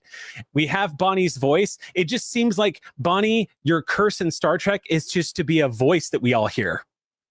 Apparently. If it's not a whale, it's a computer. If it's not a computer, then you're just this amorphous Andorian in the background. So we'll just have to, yeah. Hailing frequencies are open. Hello, everybody, and welcome back to the Last Excelsior, our new Clear Skies campaign here with the StreamPunks. It's so great being back to playing Star Trek again. I'm pretty sure hailing frequencies are open. Again! I'm relatively confident that hailing frequencies are now open. Thank you, everybody, for bearing with us as we fought through some subspace interference. Hailing frequencies are finally open. Hello, everybody, and welcome to the Last Excelsior, our Star Trek Adventures 2nd Edition campaign that we're playing here with the StreamPunks. We're getting started a little late tonight. Thank you so much for our patience. Well, hailing frequencies are open. Hello, everybody, and welcome back to the Last Excelsior, the StreamPunks Star Trek Adventure 2nd Edition campaign that we've just kicked off. Good evening, and hailing frequencies are open. Hello, everybody, and welcome back to the Last Excelsior. Hailing frequencies are open. Welcome to the Last Excelsior, our Star Trek Adventure 2nd Edition live play here with the StreamPunks. Hailing frequencies are finally open. Hello, everybody, and welcome to the Last Excelsior. We're getting a very late start today, and that is all on me because I was moving my entire streaming rig. And then, of course, we had tech issues, and I did not want to cancel tonight. So we are very sorry to be starting an hour after we normally start, but thank you so much for joining us tonight. Good evening. Hailing frequencies are open. Welcome back to the Last Excelsior, our Clear Skies adventure here with the StreamPunks. Hailing frequencies are open. Welcome back, everybody, to the Last Excelsior, the StreamPunks Star Trek Adventures 2nd Edition campaign that we are running here because we love Star Trek. Hailing frequencies are open. Hello, everybody, and welcome back to another game of Star Trek Adventures here with the StreamPunks and Last Excelsior. Hailing frequencies are open. Hello, everybody, and welcome back to the Last Excelsior, our Star Trek Adventures 2nd Edition live play here on Althaven, Twitch, and YouTube. I ain't gonna forget our YouTube folks. It's good to see everybody. Welcome back. It's November. It's unbelievable saying this, but the year is almost over. How in the living hell did that happen? We don't know. Hailing frequencies are open. Hello, everybody, and welcome back to another episode of The Last Excelsior here on Althaven with the StreamPunks. Hailing frequencies are open. Hello, everybody, and welcome back to The Last Excelsior, the StreamPunks Star Trek Adventures 2E live play here on Althaven. We are kicking off what is going to be our final game of 2024 tonight. Hailing frequencies are open. Hello, friends, and welcome back to the Last Excelsior, our Star Trek Adventures actual play here with the StreamPunks. As we are starting in this new year, we're starting it into some pretty interesting times. Good evening, and welcome back to the Last Excelsior, our Star Trek Adventures actual play here on Althaven. We apologize for the late start today. We had a bit of a tech issues. We love you, Windows updates. Hailing frequencies are open. Hello, everybody, and welcome back to another episode of the Last Excelsior with the StreamPunks. We're very excited to get jumping in tonight. Hello, everybody. Hailing frequencies are open. It's good to see everybody back here Monday night on Althaven for another episode of the Last Excelsior with the StreamPunks. It's good to see everyone. Hailing frequencies are open. Hello, everybody, and welcome back to the Last Excelsior, our Star Trek Adventures live play here with the StreamPunks. Good evening. Hailing frequencies are open. Welcome back to the Last Excelsior, our Star Trek Adventures game here with the StreamPunks. It's good to be back. Hailing frequencies are open. Good evening, everybody, and welcome back to the Last Excelsior, our Star Trek Adventures actual play here with the StreamPunks. It's good to be back. Good evening. Hailing frequencies are open. Hello, everybody, and welcome back to the Last Excelsior here with the StreamPunks, our Star Trek Adventures 2nd Edition actual play. Sorry about getting started a little late tonight. We had a bit of a tech issue. Everything is working out now fine. Of course, now that I've said that, the stream will, of course, crash and burn. Hailing frequencies are open. Hello, everybody, and welcome back to the Last Excelsior, our Star Trek Adventure 2nd Edition actual play here on Althaven. Good evening, and welcome back. Hailing frequencies are kind of open tonight on the Last Excelsior, as we've been struggling to fight off some tech issues. Sam will be person not appearing in this film tonight. Hailing frequencies are open. Hello, everybody, and welcome back to the Last Excelsior, our Star Trek Adventure show here on Althaven with the StreamPunks. It's good to be back. We have a big game ahead of us tonight. Hailing frequencies are open. Welcome back to the Last Excelsior, our Star Trek Adventures 2nd Edition actual play here with the StreamPunks. We're back after a quick break. We hope you enjoyed your time in the Noirville-verse. Hailing frequencies are open. Hello, everybody, and welcome back to the Last Excelsior, our Star Trek Adventures actual play here with the StreamPunks. We've got a pretty action-packed... Well, I shouldn't say that, because honestly, there have been so many moments running Star Trek Adventures where I was certain it was going to be an episode of action and violence, and then either everybody made friends or somebody got away and convinced the people that they ran from that there was like something else happening over there, and then that was the end of the episode. So I'm just not going to say anything in hopes that there is a fight, because that's what Star Trek is all about, fighting. I'm sorry. I'm sorry. I was reading a lot of the J.J. Abrams playbook tonight, so we're going to move off of that. Is that where the lens flare's coming from? Hailing frequencies are open. Hello, everybody, and welcome back to the Last Excelsior, our Star Trek Adventures 2nd Edition actual play here on Althaven with the StreamPunks. Always a mouthful. Unless you don't want to, Jake, I guess. Oh, we're on air? Jake muted himself before he counted us in tonight. So we had no idea we were live. Hailing frequencies are open. I almost made another really silly joke before we went live, so I'm glad I didn't. Yeah, I'm glad. Yeah, glad we got those jokes out before we went live. Be the first time I ever did that, though. To be honest, I'm surprised this has not happened before, considering how many plates Jake is juggling at any given moment when running Althaven. Like, it is shocking that I think this has only happened one other time in the 5+ year history we've been streaming. So, but all the same, fuck you, Jake. There goes the monetization. There Wait, goes. There you go. I'm done.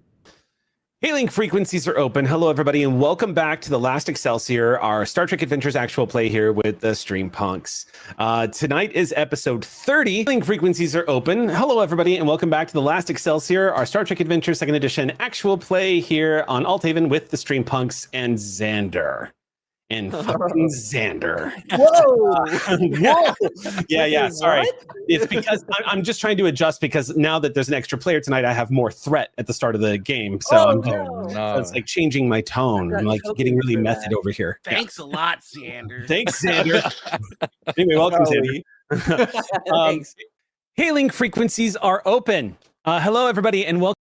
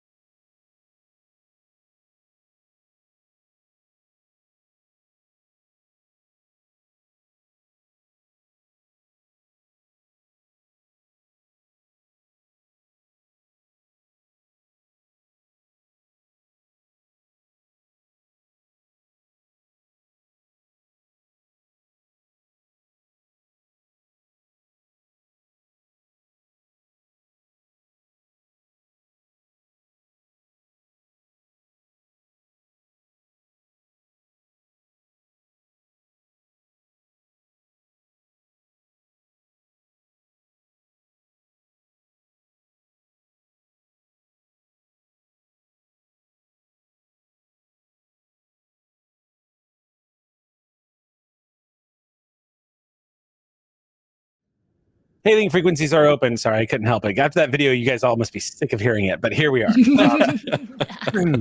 All right, we're back. So I have Twitch open. You want to know something funny? I had Twitch open. So after I got done saying that, I started hearing it say it back to me. Yeah. What the hell? So yeah. All right. Prank yourself. Yeah, I just pranked myself. All right. So as we come back to the USS Pride, it's in the evening. What is everybody else doing? Who would like to? If anybody's got anything else they'd like to do before we move on to the next day. Okay. Next day, Chief Tech beams down to the surface for the next day of the conference with the intention of connecting with two of the engineers that are currently down on the surface who have been recommended for discussions with. There's also a data packet that has been requested. And Grell tells you that he has basically pulled a ace out of his sleeve, being part of the temporal investigations, and has authorized the use of classified information to be sent to the USS Pride that might be relevant to help in the investigations of how to deal with the Vax. That is expected in the morning. So Tech is planetside right now. If no one has anything they'd like to do, we can actually just cut to the part where Tech returns to the ship and you guys receive the data that he's going to be receiving. In which case, we could say the morning briefing, by the time the morning briefing comes around, Grell enters the briefing room with the rest of the crew, the command crew, and as everyone takes their seats, Chief Tech comes in looking like someone just pulled him out of a light socket, like he was in the middle of being electrocuted and someone saved his life. He walks in the door with his eyes wide, trembling, holding data pads, and he goes, "Oh my gosh, this is amazing. Okay, so good. I had no idea. Starfleet never tells any engineers what's going on." What's going on? Ha ha ha. And you're going to like this particularly. Look at this. Oh, I'm sorry. Before I do this, we all have clearance to see this. Is this okay? And Sigrel says, "Yes. Everyone in this room has clearance to see this, on the condition that everyone understands that what your friend here is about to reveal to you is top secret. Federation has been testing prototype propulsion technology. This is relevant to the USS Pride, but it does intersect with temporal problems. Or at least theoretically it does. Long story. Share all the information with my friends, family, and distant acquaintances. Got it. Okay, great. There's not a whole lot of data on what or where this is, but I do have some of the schematics that they used. And you see him type a couple of buttons up and swipes, and you see popping up on the main view screen is the sleekest looking starship vessel you have ever seen. The whole thing looks like it's practically plated in silver. It has a hot rod-like design, an arrowhead-shaped saucer section. You see these slicked back nacelles that are round, and it has this elongated body, but you see immediately its size variant is extremely small for a Starfleet vessel. It's maybe about the size of the Defiant.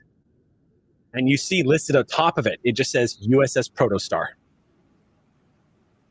I subconsciously take my sister's hand. So apparently Starfleet's been working on some experimental propulsion technology utilizing literally an artificial protostar in the center of what would be a three-tried matrix of being able to travel faster than anyone has ever traveled before outside of Slipstream Drive. Squeeze. Double squeeze. I can't really find out much more about where this ship is, because Starfleet apparently, it doesn't sound like they know, but I can't get that far into the records. But if I'm reading this correctly, did someone just turn this on and it vanished? You see, Sigrel raises his hand. It's complicated, but it's a very fast ship. We'll just say that. The first one exploded. The second one worked quite well. Anyway, so I've been able to use some of the technology notes that that I'm getting from this, and some of the readings that Starfleet's giving back. It's pretty amazing. It seems that the protostar actually worked. The speeds with this ship is capable of traveling could get you, well, to the Delta Quadrant. In fact, according to this file, which I'm not sure was supposed to be included with the schematics, apparently there was an officer who was on board USS Voyager who was planning on using the protostar to fly all the way back to the Delta Quadrant to reestablish connection with all the species that are there. Isn't that neat? Sounds wonderful, but I'm just lost here. How does that help with our situation? Well, as you might know, the USS Pride is using these VACs to sort of slip the surly bonds of space-time.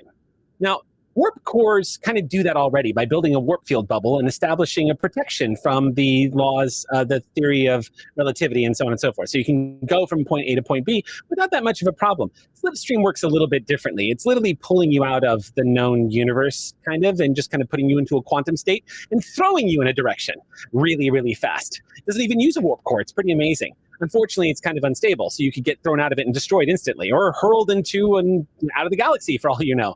But the protostar, this thing is capable of traveling 4,000 light years in just a few minutes. That's faster than Borg transwarp drive. I know we're trying to get into the part where this has something to do with the USS Pride, but can we just pause for a second and acknowledge the engineering feat that is this amazing engine? Incredible.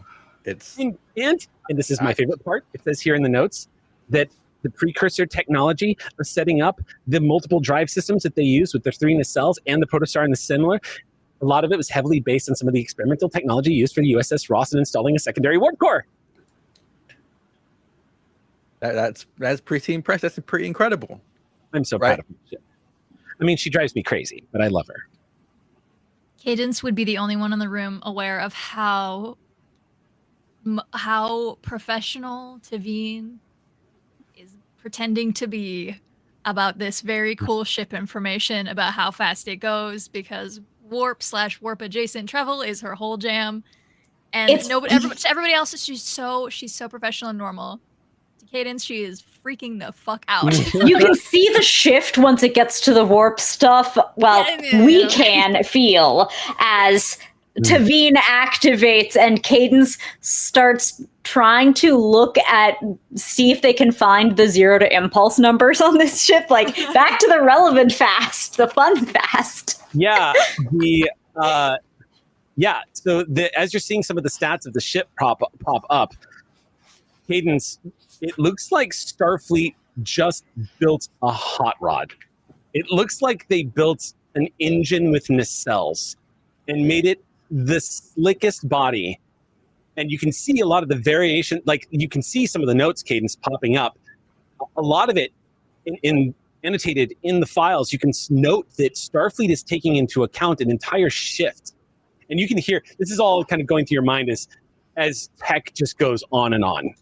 Starfleet is apparently implementing a whole new design philosophy with their starships moving forward, adapting to the needs of being able to protect subspace. And what they've discovered is there actually is a dynamic of, to be blunt, as much as it doesn't make sense, aerodynamics in your starship to actually help minimize the impact starships have on subspace when traveling faster than warp 5. No, that makes perfect sense. At a certain, warp factor, you're going to have interstellar medium exert some kind of fluidic effect, I suppose. Sure, yeah. And you also see, though, that he concludes after he's done with this rant going, but unfortunately, it probably means the USS Ross is the very last starship you're ever going to see with a big circular saucer section, because apparently it's just like throwing a hammer through space. Tavine takes offense at this, but says nothing. Oh, yeah.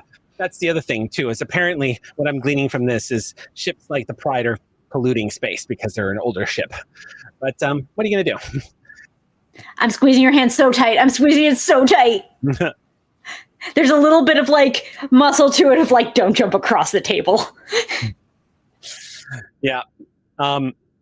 With that, he says, okay, so propulsion philosophies of the protostar, along with some of the notes that I got back from Voyager's travel to the Delta Quadrant, their encounter with slipstream drive being the entire purpose of the conference that we're having down on Bejor right now. Well, it just so happens that, thank you, Commander Segrel, just so happens that, yes, 2 engineers are down planetside right now that I've gotten to speak to. One of them is a former member of the crew for USS Voyager, and actually was able to tell me all about their encounters with the slipstream drive. She is their former chief engineer. I forget her name. She's Klingon, and she is creating something called a chronoton integrator, which you can imagine caught my attention because apparently she's trying to come up with something as a way to stabilize exiting a slipstream. So it's probably not going to be ready for like another 10 or 15 years, but it's really interesting what she's coming up with. So I chatted her up a little bit and got some notes. And the next one was some really irritable Tellarite who specializes in tricyclic input manifolds, which, as you probably know, and glances at Pavin, and Pavin's like, sure, yeah. And he says, as you probably know, are intrinsic to the Type 9 warp cores that are now used in Intrepid class. There's this whole geometric, I forget the exact words for it, but this sort of geometric warp, this cell folding that they do to help Intrepid classes travel faster than any other starship in Starfleet until the USS Prometheus came along. By the way, I heard, did you guys encounter the Prometheus? Because I heard rumor that it's fine. But the point is, I've been talking to experts. They're still down planet side, and they're going back and forth with me. Here's what I've been able to come up with, because I didn't sleep last night. And he turns around and types in a couple of things in the data pad, and you see some blueprints come up and says, I think that it could be possible using some of the research notes that I have and even some of the materials that we can manufacture here to create a new type of warp engine that would be capable of activating the VAX, much like this mysterious Romulan ship does. Wouldn't be possible if the USS Pride wasn't saturated in it. In fact, I'm pretty sure whatever we end up doing is going to be only possible on the USS Pride because of the nature of the VAX situation. But if I get the okay to build this, well, it's not a full new engine, but I can upgrade the warp core to allow the manipulation of these VAX. And if that happens, the Pride becomes a whole new kind of fast. There's just a few minor problems. And that is, we still don't fully know everything about the VAX. And as I'm sure your nervous-looking science officer and just motions immediately of Raleigh, who is just going like this, your science officer would tell you that there's still a risk using it. But it wouldn't be anywhere near as deadly or damaging or anything as it would be if you didn't have this.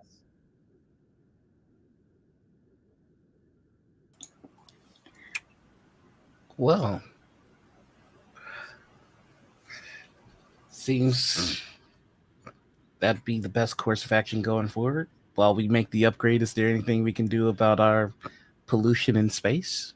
Oh, I can do it? I can just do this? I mean, if you tell me I can do it, I'll just start doing it. I'll need to have a word with my senior officers, but how long would this take? With the engineering crew, maybe a couple of days if I'm allowed to ask our friends down on the planet below to help me. Maybe a day or two.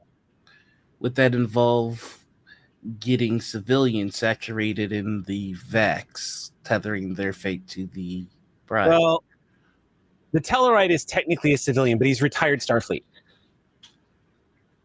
Would they be aware of the risks? I haven't told them anything about it. I didn't know that I was supposed to. I mean, I guess I could. Am I allowed to? I'm sure I'm allowed to tell them about it, right? Something for me to verify. So pending a conversation with the senior staff, including in our admiral, prepare for the upgrade. Just don't bring anyone on board the ship until I can give you a full confirmation. You got it. Absolutely. Yes, Captain. But I'm sure any sort of emissions upgrades. Oh, you'd have to rip out the entire system and do a complete refit. I mean, the Pride's just old. She's beautiful, but she's old. Yeah, you're right about that. In fact, I think Commander is looking to Cadence. Hi, sir. Yeah, you have the meeting, and I'm just going to have Jared walk out to send the message to the admiral. But you guys take it from there. He's just going to see how quickly he can get that yes for everybody. Okay. All right. So, any further materials you require? No, just crew at this point. Pavan raises his hand and says, sorry, Commander. It's just doing my job as chief engineer. I want to go ahead and state for the record, I really want to do this. That being said, it's dangerous. We just don't have a full understanding of what the vacs are. Now, having this upgrade on the engine, and correct me if I'm wrong, Chief, but having this upgrade on the engine doesn't necessarily endanger us. It gives us an option that is less dangerous than it would have been before. Is that right? Correct. You'd be able to do what you did before, theoretically, but with less of a chance of blinking out of existence. Not to mention, it's also going to help us understand the vacs and how they interact with subspace, as well as warp field bubbles. Okay, so then if we're trying to understand what we've got to do, that sounds like some kind of scientific experiment. Sensor Jock, please ensure all the parameters are laid in so you get the data you need the first time, because we're not going to be doing tons of replicates of this one.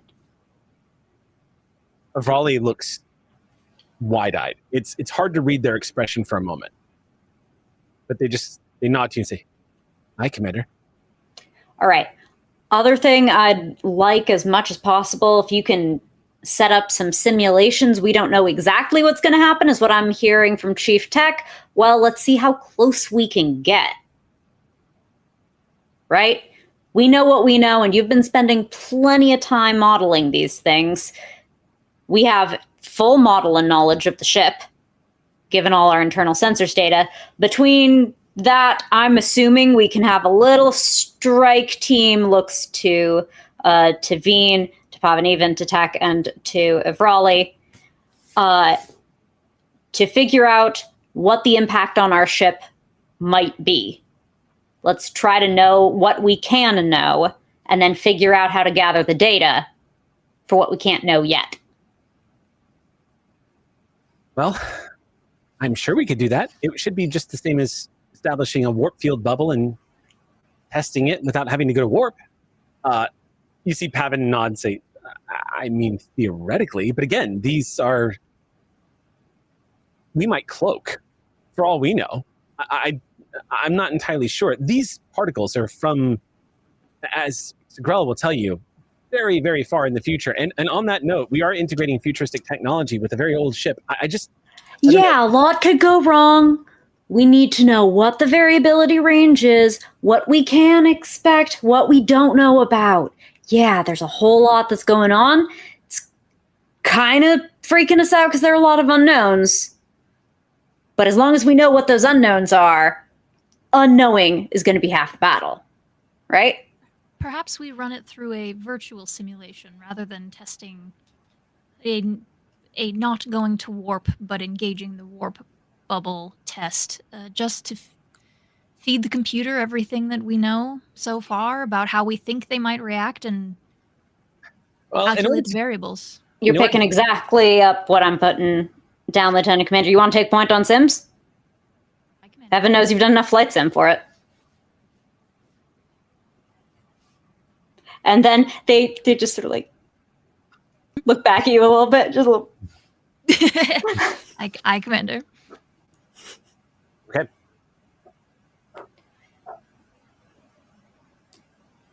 Well, I guess I'll wait to see if the captain's going to okay the two people coming on board, because they're going to help us build the model that we're going to use. Otherwise, we can just try to build it on our own. But modeling, we should be able to do planet side. I can have some words with the CAG to get all of you down there. Or we can just transport you directly. I don't know what the weather's like today.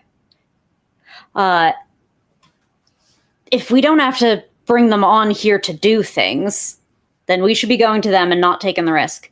In the meantime, while we wait to hear back, we may want to try to work out visitor solutions. We can't have everyone coming onto our ship at some kind of risk.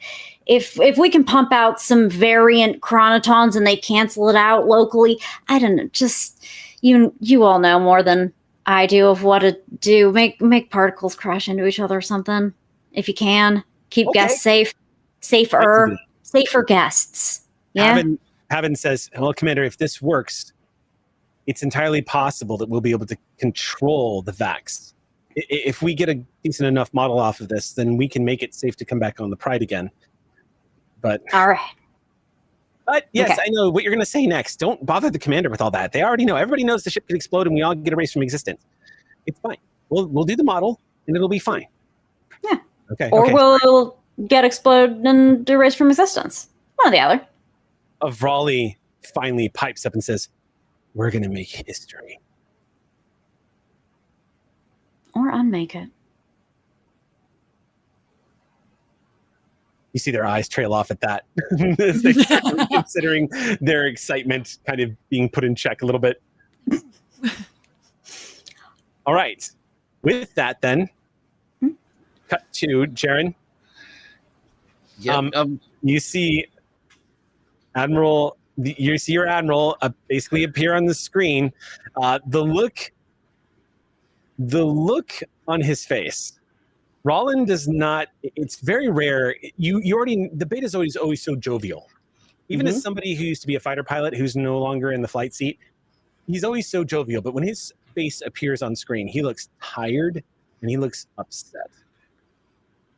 When he appears, he just says, "Captain, Admiral." Feels like we just had a conversation, and how much has changed in a short amount of time." Time is becoming a very interesting component of my job these days. We're on a secure channel, so tell me what's going on. Well, first, the priority is, and I'll send details about the ancient proposal. Okay, he looks at this and says, "Yeah, Starfleet Intelligence alerted me that a request had come up through the Temporal Department of Investigations, and when I saw Chief Tech's name attached to it, and I saw the Pride's name was attached to it, I knew this was going to be a thing."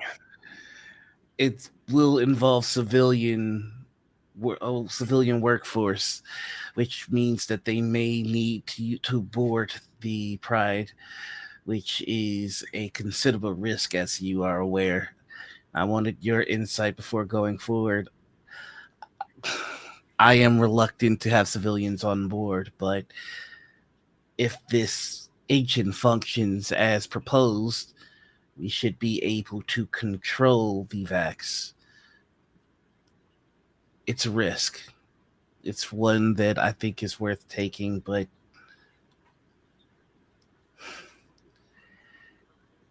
civilians didn't agree for what we did.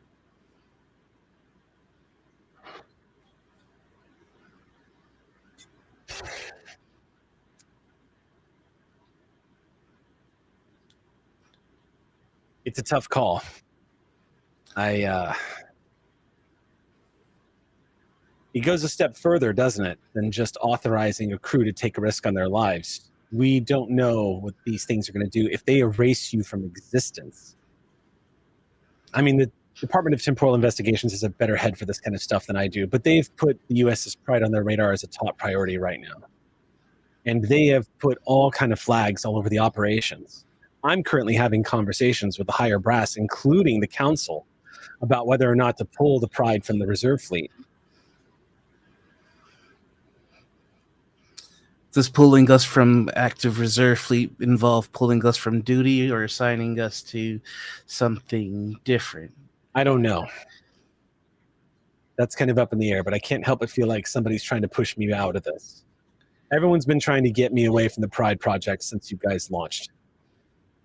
And since Griffin wrapped up its preliminary trials and impressed the brass, there have been a few with very valid points of saying, great, Pride did her job. It's time to bring her back home, decommission her, redistribute the Griffin wing to newer starships, and call it a day. That was the condition in which I got the Pride out of space dock. The only thing that's kept you guys flying up to this point is the fact that you're tangled up in some kind of mess that no one else understands. And I cannot stress this enough, the fleet is stretched absolutely to its thinnest it has ever been stretched. I'm serious, Captain. I haven't seen anything like this since Wolf. The fleet is about as thin as it can be. I mean, we've got a backlog of people that need the Federation's help. And we're doing our best right now to manufacture new ships and fast-track kids out of Starfleet Academy without being a risk to themselves. We're calling in civilian contractors left and right. Right now, I'm being asked to help put together a civilian fleet of volunteers and people who we can pay. It's that bad. And because of that, I think I've got some leverage to keep the Pride flying, but I don't know how much longer. As this thing escalates, Captain, they're going to want to cut her up and look inside to see what is going on. We only need to fly. We only need to stay flying so long as we can undo this quantum entanglement that we find ourselves in. I cannot be responsible for the vessel that cost the life of a Romulan captain who saved our lives. And I'm not comfortable with this changing until we understand the nature of what's happened to the crew. You've all been saturated with these vacs, then you guys should be checked out, and you should be able to understand what the nature of these things are. I'm giving you full authorization to do what you think is necessary. Aye, Admiral. It's on me if anything goes wrong. It's on us. Your team. The brass won't see it that way, Captain, but I appreciate it. There might be some news stories coming out that'll help you. By the way, I think that someone that wants to see us mothballed is, and I will say the Admiral, the Vulcan Admiral. You say his name, Naveem. You see Rollin just, yeah. Cadence knows Naveem. We had dealings with Naveem back during the war. He's a very conservative commander, and he made some choices that we didn't exactly agree with. He's one of those admirals that turned people into a numbers game when we started to lose. And while that kind of brutal efficiency is something that is distasteful and horrific to see, it did keep us in the game long enough for the tides to turn. So he's got the respect of people who can't make those calls. But he's made an enemy out of me, and he's been trying to shut down my project with the Pride. And this confirmation is all I needed. He's also above me in rank. That doesn't mean I can't make some noise. Well, I'll see what I can do against this chess opponent of mine. But until such time, I'll be moving forward with the advancement of this Vax engine. If anything, it should give you another leg to stand on against our friend. Captain, you are under no obligation to do what I'm about to order you to do. I want to make that clear. Oh, this sounds intriguing. Idril, I trust you. And I trust your XO.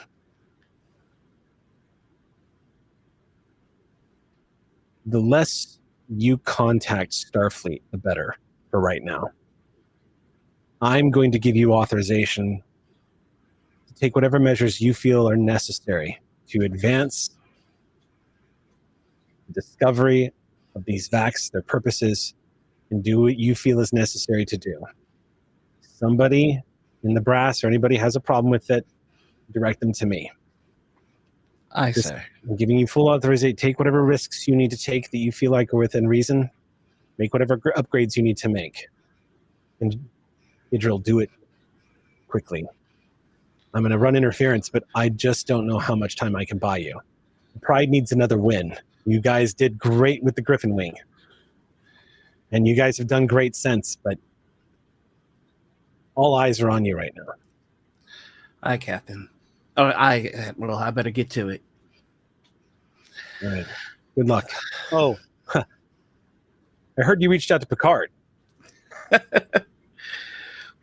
If you get a chance to talk to a hero, you got to take it. I'm going to tell you something, and you can't. This is going to fold into the whole. I didn't hear a thing, sir. Your best way of getting in touch with Picard is going to Picard. You try to reach out to him and contact him, Rafi is never going to let you through. The man is literally juggling 4,000 plates with a hand tied behind his back. And there's just been an incident recently with a colony that we thought was going to be good to go, and it wasn't. And don't even get me started with the fact that Picard, on his own volition, authorized a Romulan colony to be settled in Federation space.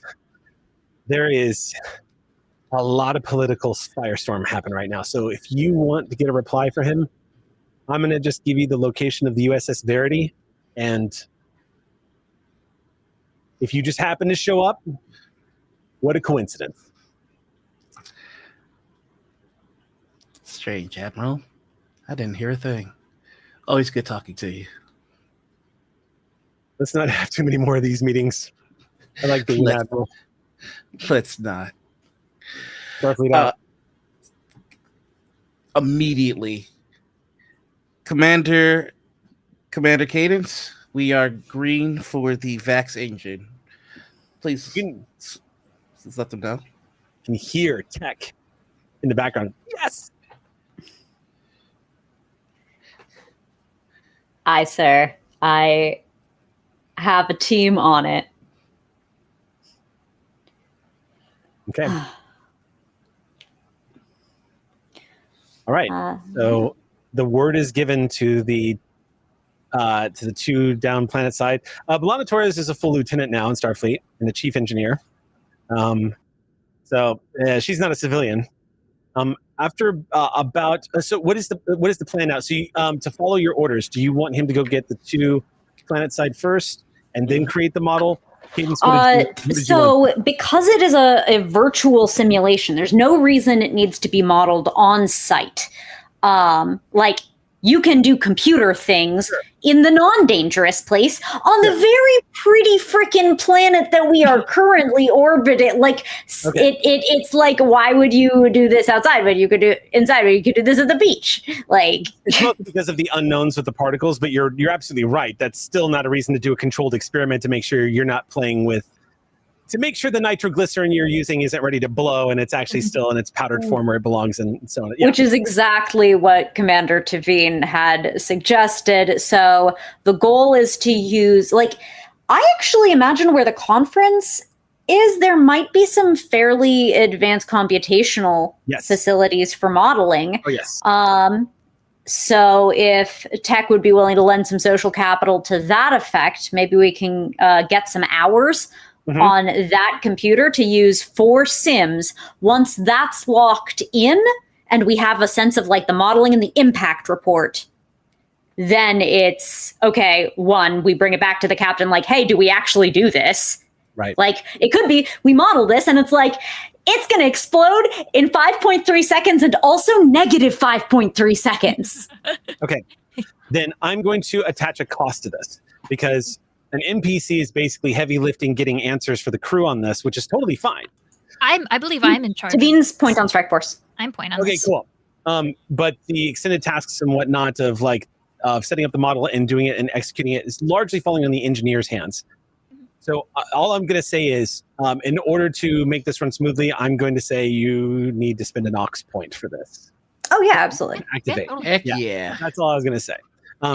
So I need a die roll, please. A D12. Hey guys, can I pitch something absolutely cuckoo banana pants? 10. 10. Ox Crew makes a good point in chat. We are at a convention with the brightest minds in engineering geeks, what if we pitched it to them as a challenge from Starfleet, Hackathon. like a theoretical, Hackathon. like That's actually pretty fun. That's awesome. could that be something that we do? Like, thank you for You allowing spent a point Starfleet of- to have a presence. Like, I- If you spend a point of determination and an aux point, and you play the presentation of that, getting everybody on board. I will spend the determination. I In say which we spend case- the ox Yeah. point. That's going to create a trait that I'm going to call a sea of the most brilliant minds. As you have some of the most brilliant engineers in Starfleet currently here and civilians on hand who are studying warp field technology and slipstream drive prototypes. So, in which case, I'm guessing you all beam planet side to make this presentation. For sure. There's a quick cut scene of the programming director, who you see. The programming director to this is a Ferengi who's looking at you kind of curiously and going, so let me get this straight. You want to stand on the stage and get everyone, you know what? That's fine. That's fine. I want this conference to be one that everyone remembers, something that'll make my entire family jealous. So I tell you what, you've got the stage for, I can give it to you for 15 minutes, whatever you want to say. It's all yours. Wonderful. I think Oh. I know just the thing. And if you could put in a good word for me at DS9, I heard they have very nice hollow suite. Funny. I intend to be heading there soon. I'll do just that. Thank you. Please, please.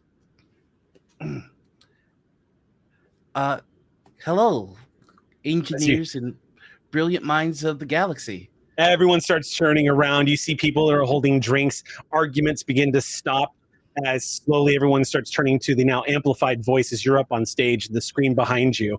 As you begin to speak, Captain, you see your public-facing personnel profile from Starfleet immediately pops up. USS Pride, Captain Jaron Yadril. It just pops up behind you. Everyone is being introduced to you basically instantly. I think there's a moment of nervousness and then As they're all staring at you. just kind of holds the earring and then looks to his crew. Woo! Thank you. Ow, ow. Sorry. Taylor looks at to realize what Sabine that and was. Cadence. That's Just, the cheer sound, right? Perfect. no. that's Fantastic. Don't listen to him. Don't that's- believe his lies. not- oh, Hello to the brilliant minds from across the galaxy. This is my first time on my homeworld of Bajor, and it is a pleasure to have the experience of coming home to a collective of experiences and knowledge from across the galaxy. Polite applause immediately cuts you off as everyone just thinks you're part of the programming. So you just hear all this polite clapping. I am a representative of Starfleet. Our mission, one of discovery, discover strange new worlds, new lives, and new civilization, and to boldly go. That requires the encounter of problems that many would consider to be impossible. But what drives us is the question, what if? Or how? Or why? And it is in the spirit of that Starfleet would like to issue you all a challenge.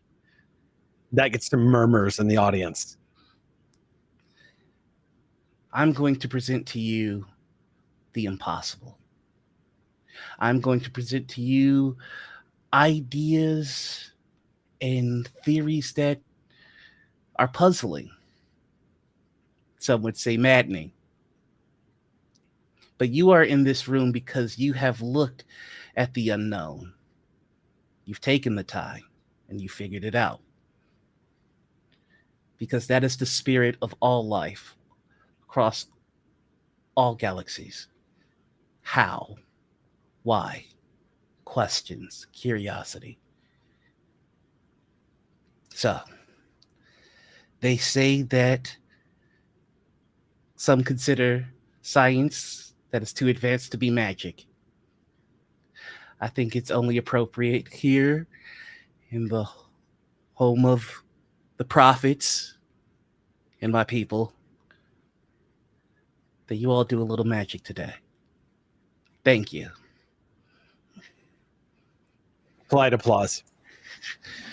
I think we have. I think that the team is like ready with like a PowerPoint presentation essentially that replaces your. Tech crawling It's up got on like stage with you. the problem, the like mystery that they have to solve will show up behind him on the projector. Okay. Same way. Cadence is gonna like lean kind of near in earshot of some other tables and say to Fiona, I hear someone can publish off these kind of problems. It is a thing that happens quite frequently. New discoveries and all. I do believe this one is supposed to be impossible, though. Make a presence command check. Yeah. Difficulty 2. I know how to target my people. Yeah, if there's anyone who knows how to target academia. Authorship credit. It's a new scene, so we should have two momentum. Yep. The crochet is back. I am going to take one of those, and we'll just roll on that. Yeah. It's not my turn to be like, hey everyone, we should all take close knit crew. Yep. It's more fun together. I didn't know half of y'all, or was estranged with some of y'all at the beginning of this. We can reassess now. It didn't throw me out of ship. I feel like if I throw me out of ship and I survive, there has to be some kind of That's right. Few successes. Yeah. Okay. Nailed it.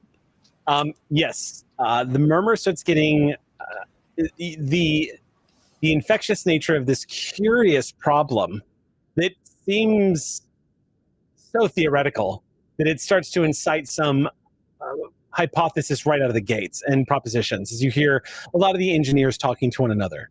And you can also hear the Ferengi in the background just going, this convention's going to make history. Very, very pleased with himself. And you hear them all going to work. You hear all the engineers start talking and theorizing and whatnot. As this is happening, Chief Tech wanders over near all of you and just says, okay, this is going to be good.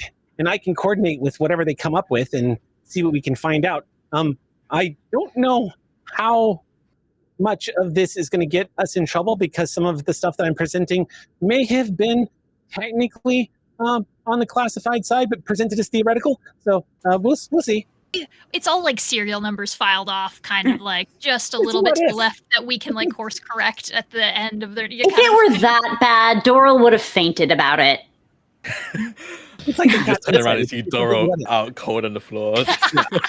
You just look for the vein pulsing. If it hasn't gone just totally out of control, we're fine. Okay. With that, the engineers go to work and Tech wades back into the crowd. And you all find yourselves kind of just standing and watching these minds of people having these conversations. Taveen's gonna set up shop like with some of these people to like speak with them and like work with them. It's been a while since I've had to use most of these, but some of her focuses are subspace theory and warp drive, and then obviously Excelsior expert. So like, okay, this is like stuff that she spent a lot of time working with and thinking about, and so I think she would actually have a good time like working on this with people. All right, nerd. I don't know what everyone else is doing. Yeah, this is very engineer based. I don't know if I can be very helpful here. It's not that long before the storyteller spins threats. Well, I have a pitch. Spend a couple of points of threat. Do you have a pitch before I announce what I'm doing? Go ahead. We've got a pilot, we've got tactical, and we've got somebody that needs a trip to DS9. So you're starting to arrange that? Yeah. Okay. As you're starting to arrange that, you get a chirp from your comms, and you hear Lieutenant Zarya, who is taking center chair while you're planet side with your XO, you hear urgency in her voice when she's on the comm, says, Captain, it's USS Pride. Captain, you better return to the ship with the rest of the command staff. We have an unknown vessel that's coming out, that's just leaving warp at the edge of the system. It's big. All right. Commander, Lieutenant, are you ready? Hey, Captain. Transport for 3. A few moments later, you all walk purposely onto the bridge of the USS Pride, where you see the bridge crew already getting into situation. Zarya gets up out of the command chair and immediately assumes position over at the security station. As you are taking seat, Avrali swivels in their chair to face you to give you the update and says, I've got them on long-range sensors right now, Captain. It's difficult to tell what the make of the ship is, but it's not reading as Starfleet. It's about 10 minutes out. Do we have anything on our sensors about the power distribution? Anything weapons? Time to roll. So, difficulty of this at long range is going to be 4. Ooh. So whoever wants to roll for the Pride. And I will roll for Avrali's sensor scan. I will spend the ox point to activate Avrali. Yeah. Okay. Would you like Avrali to call upon a value or anything, or do you want Avrali just to roll? Because Avrali's activated for the rest of the scene now. Okay. So Never mind. Actually doesn't have a value right now aside from mission parameters that's going to help. But Avrali, Mission parameters. yeah, so reason science. So, okay, so Avrali's going to make a quick roll here. The USS Pride needs to roll, excuse me. The Pride is going to need to roll for a sensor scan. Gotcha. My luck with rolling for Pride is not good. I've decided to only roll for the Griffin, so that's where my luck seems to be right now. Okay. Small craft. So, yeah, so it's going to be sensors plus science, not the Pride strong suit, unfortunately. While sensor scans are taking place, Mm-hmm.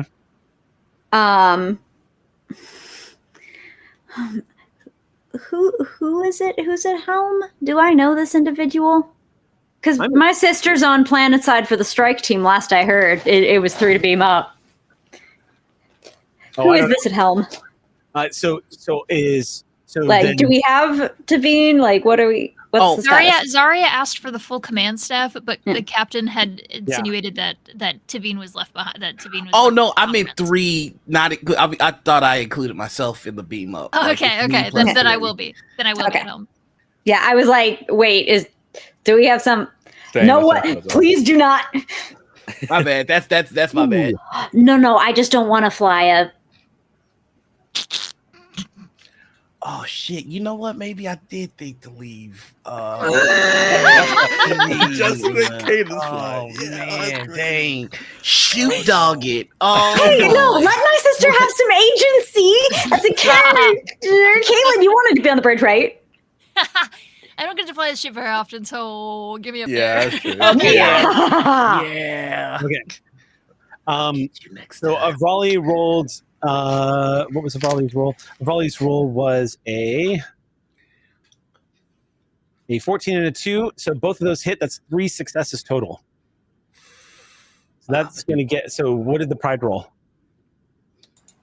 I'll roll for Pride if no one wants to do it, but don't blame me if I roll a 20.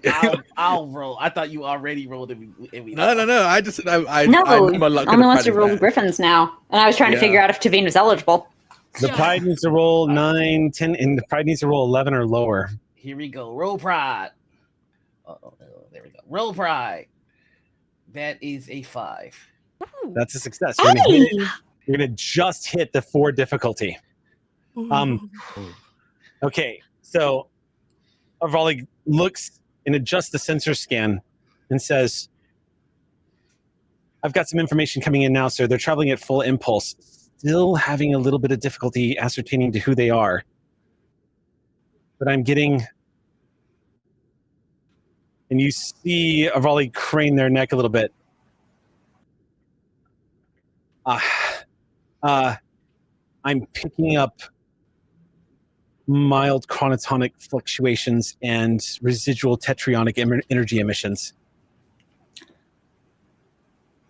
There's a whoosh whoosh. The XO is not on the bridge.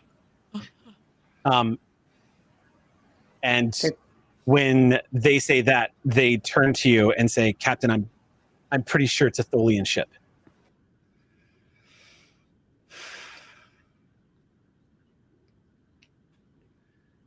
All right, let's get ready.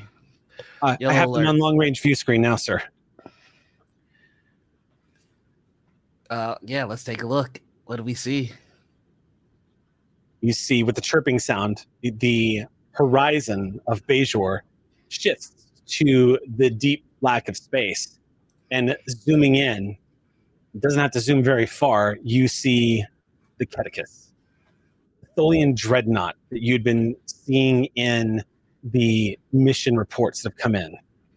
Now, the sheer intimidating presence of this ship as it's entering the system. Captain, this is a scale 9 vessel. It dwarfs the USS Pride. It is quite simply gargantuan in size. The Pride, this thing could block out the sun in front of the Pride.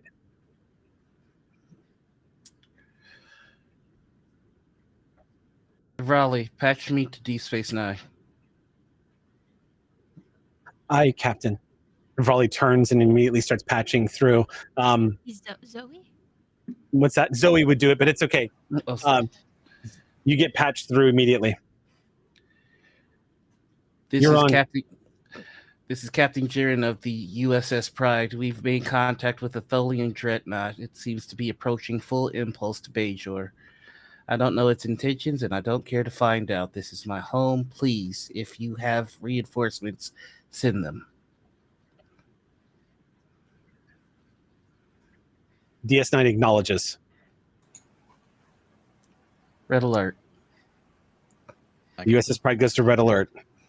Shields go up, energy defense fields are activated, the phasers come online, and you receive notification that the torpedoes are being loaded in the tubes.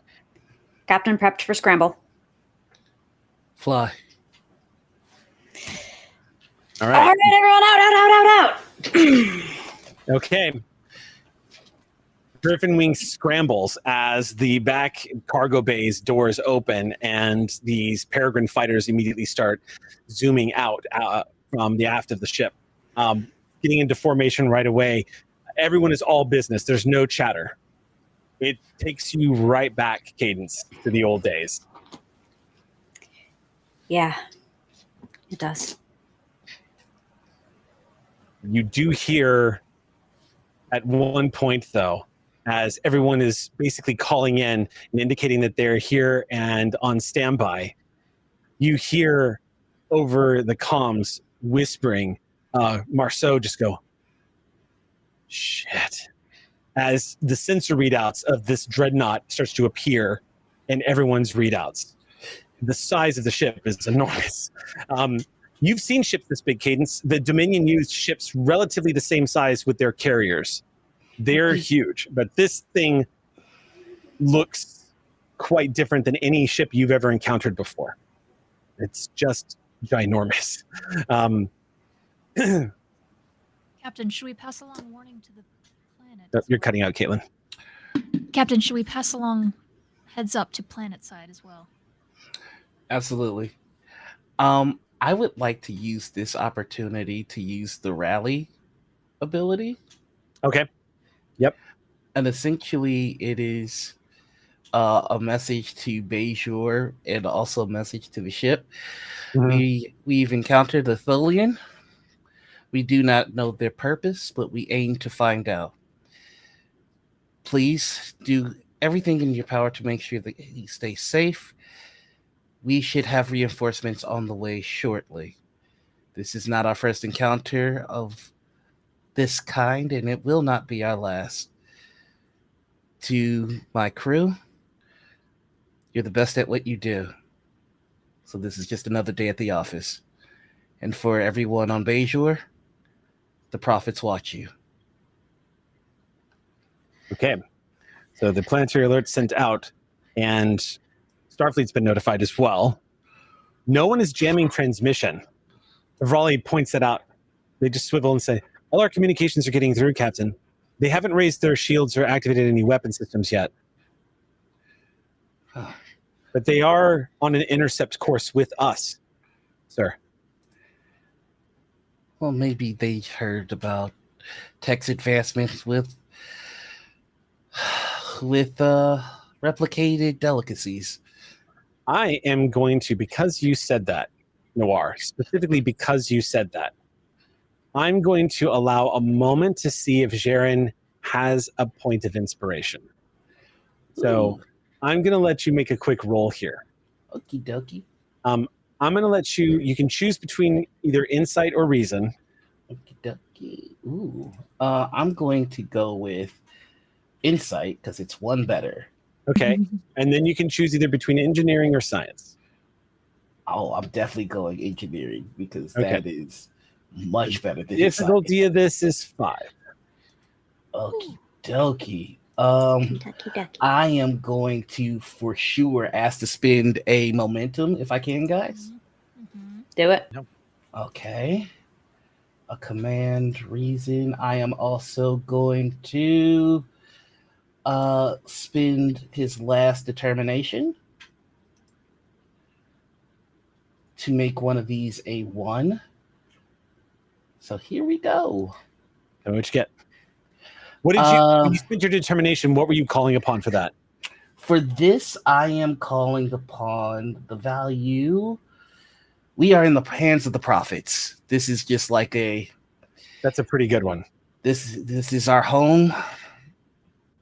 And if the prophets have me here and a threat has come, No, that's perfect because you're literally Yeah. over the skies of Bayshore. So Yeah. that might be dubious in any other situation, perhaps, unless it was a hopeless situation. But here, totally, yeah. Okay, and so I rolled I have to roll under 16.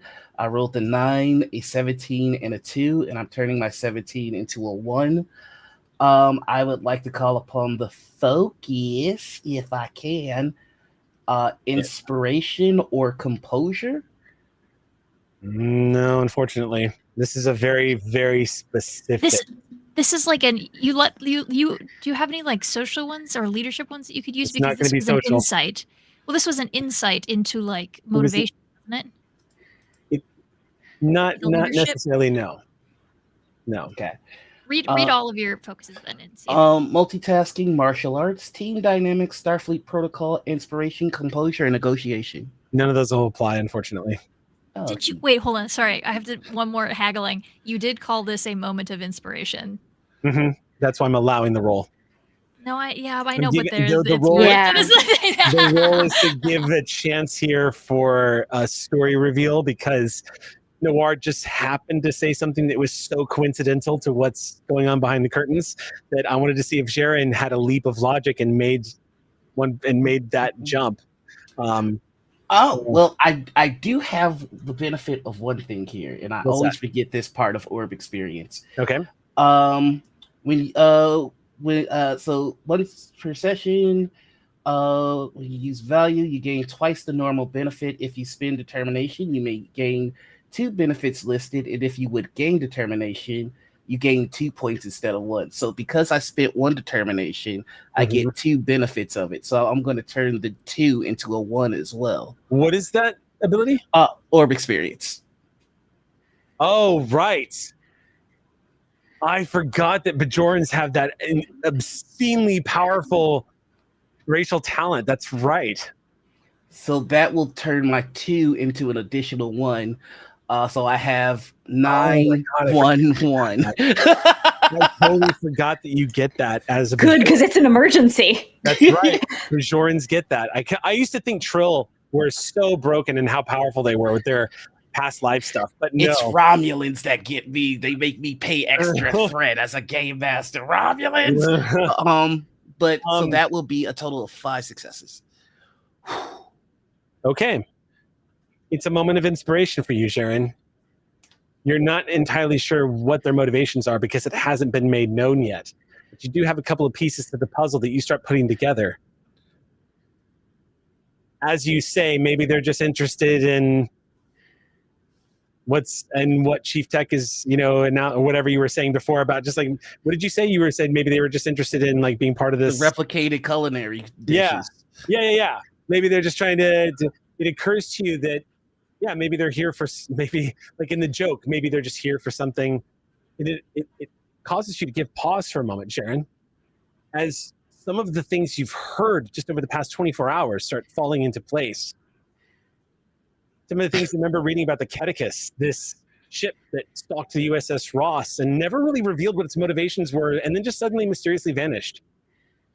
And it was lined up. What you know about the Tholians is that Starfleet has always documented that they have a strange and somewhat unknowable relationship with temporal anomalies, paradoxes, time travel in general. Starfleet just doesn't know what their fascination is with it. And they're stalking the Ross. Now they're stalking you. And then remembering what Grell said about them, tech possibly being a link in the chain that's connecting all of this. Which is the weirdest thing to say. Because what's the chain? How does it connect? What is it connecting? But it starts to line up to you. However this is connected, the thing that rings in your ears suddenly, as you start thinking about time shenanigans and everything that's happening and these Tholians showing up, is the voice of a random Ferengi who has nothing to do with any of this. His aside that he just mentioned, it has nothing to do with any of this. It's just by pure coincidence that you heard it and you begin to realize, we're going to make history here. And then it clicks. Mm-hmm. The Vax making it impossible to track what ships do in the timeline. This Tholian ship that's constantly been looking for the Pride but hasn't been able to catch you guys. It clicks that suddenly this might in fact be a moment that changes the course of history in the Federation. Maybe this is a moment where a new version of propulsion is created. It might be impossible to track the Pride, but you're beginning to realize, oh no, it's not impossible to track moments in time, turning points in the Federation that maybe made the history books. And it may have been recorded that Chief Tech was here. It may have been recorded that this was happening. And at this moment, the Catechus knew where to show up. It enters medium range on your sensors the moment you have this realization. Now, also to give you guys some scale, a Borg cube is scale 13. You know how big those are. This is scale 9. You guys are scale 5. This ship dwarfs a Romulan D'Deridex warbird easily. When it starts coming out of full impulse, the shadow of this ship begins to pass over the saucer section of the USS Pride as it starts slowing to a stop. The ship is, as described, looks like those 3 sharp crystalline-like pylons that slowly just come to a rest in front of the vessel. These eerie, glowing, amber-colored web fins spin around the body of the ship. Those you already know. Everyone in Starfleet knows about Kirk's legendary encounter with the Tholians and their ability to weave energy webs around starships, trapping and sometimes destroying them. Here's the last thing I'll tell you, Sharon, because everybody on the ship who's ever been through Starfleet Academy knows this. Tholians are some of the most difficult to understand of all the species because they are by far the most removed from the Federation. They are not in any way like humanoid. It's the difference between having the root language of Latin help you understand a lot of the modern languages in Western Europe. And it's a difference between, and then there's Japanese, like unconnected language completely altogether. Same kind of philosophy here. Tholians are isolationists, though. Their culture is very unknown to a lot of people, and there's not a lot to go on. Every encounter the Federation has had has either ended in tragedy or it's ended abruptly with no understanding between the peoples. The last known contact with Tholians was the captain of the USS Ross on an undisclosed planet that the Federation classified. I think Jerem breaks out laughing because the way he interprets this is he, for just a moment, stops seeing things linearly, Mm-hmm. and he sees things just for a moment the way the prophets do. He laughs and cancel red alert. Birds, disengage. Come home. Outside. Oh boy, Cadence, y'all are getting quite the view out here as this Tholian dreadnought comes to station keeping. Sir?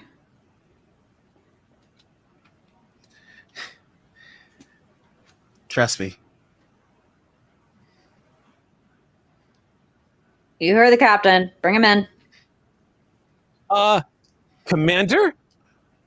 I'm not going to disobey, Commander, but are you seeing what I'm seeing? And you see on your sensors more sensor readings popping up.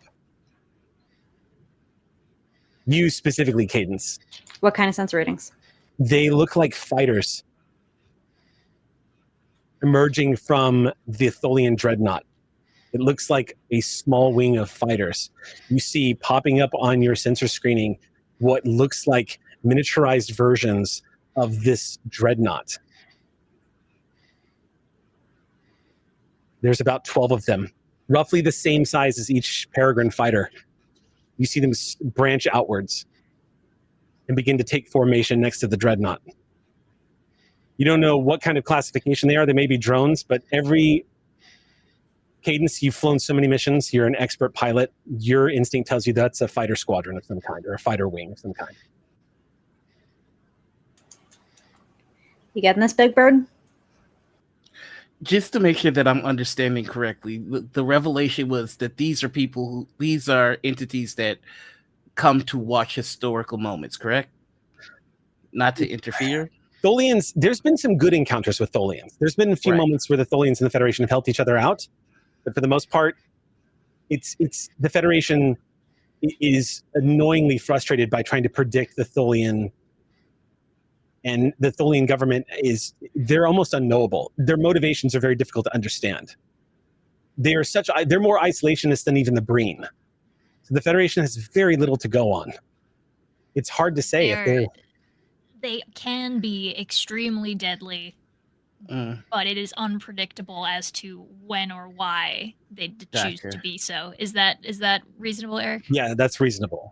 Okay. But there's no version of this where in a fight we're not cooked anyway. Right. But putting away the sword and not trying. If I could, I'd like to retcon to just putting you in a holding pattern. Oh, you could just say, you could just be like, okay, belay that. Bye. Because you were calling the fighters to like try to make peace, but then they flexed. So now you're not letting. I'd like to attempt to hail them. I know it's difficult to communicate, but okay. Just when you belay, though. Mm-hmm. Yes, please belay that order. Mm-hmm. Sensors back into formation 3, 2, and I'd like my squad to execute the barrel roll back in just to flex on them back. Okay. With extra precision, yeah. And you're sure they saw that, Cadence. It's an old maneuver that does have an effect on other fighter pilots. You don't know about the psychology of Tholians, but they saw that as you all move in perfect expert precision and fall back into formation. If they're able to read you the way you're able to read them, whoever's on the other side in that fighter squadron knows that whoever they'd be flying against are no pushovers, as all of you begin to take formation. And my wing remembers who they are. Your sensors pop up that the classification the Federation has for these.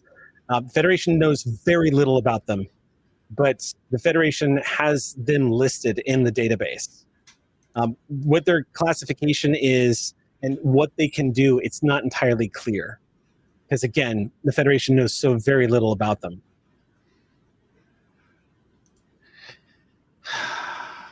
Yeah, let's try and establish contact. I'd rather not have my first visit home marred by a fist fight on the porch. It's a bad first impression. Just so you know, also Sam, just because for your edification, because you'd want to know this as a pilot, the Federation has them classified as they're called widow fighters.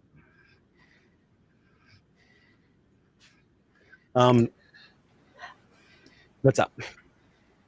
I'm a freaking ship nerd family of ship nerds. Do I know who gave them that name and how? Yes, it's a member of Starfleet Intelligence. One of the members. These whatever the Tholians call their own ships, you're almost certain they don't call it a tarantula dreadnought like the Federation does. Right, but someone had to decide that this name was going to be Widowfire, and I really would like to know what made them want to call it that, because that makes me nervous. Yeah. It's not important. You know what? It's not important. I will read the horrifying history when I am back alone and warm in my quarters when this is all over. Go back to the captain, please. Thank you. Okay. You send out the hail, and after a few moments, you see pivoting in her chair and looking a little nervous, Zoe says, "They're responding, Captain. Shall I put them on screen?" Please do. Appearing on screen is a haze of amber-colored, swirling maelstrom of gases that almost obscure the life form you see amidst this field of gas and minerals just swirling around in front of you. The silhouette is highlighted by brightly glowing amber, almost magma-colored eyes that peer out from a body that looks like it's made from pure crystal. You've seen Tholians before from intelligence reports. As I said, they are by far the most alien of the species that border Federation space. Immediately, a high-pitched, near ear-shattering screech begins to emit, which is immediately compensated by Zoe, who taps on the controls as the universal translator begins to take over, and you can hear it working out what the Tholian is saying. But the screeching is punishing to your ears for about 2 seconds before it finally, Zoe says, "Sorry, sir, compensating. Universal's translator has always struggled a little bit with the Tholian language, but I do have a database for it." All right, let's make it work. And finally, cutting into mid-sentence, "Bolian, you will surrender the Bolian."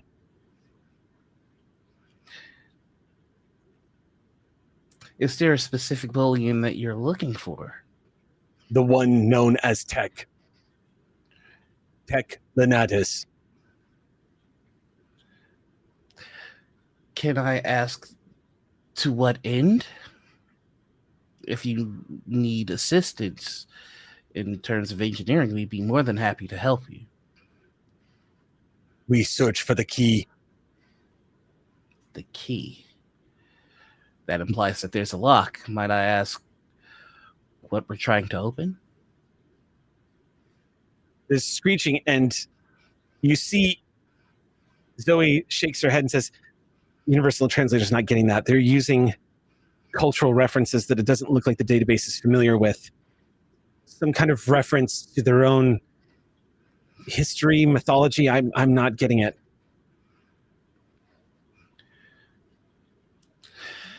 The Bolian that you're looking for is Starfleet. Now, we are more than happy to help in any way that we can. But before we can consider that, I need assurances that this Bolian will be safe, that you have no intent to harm them.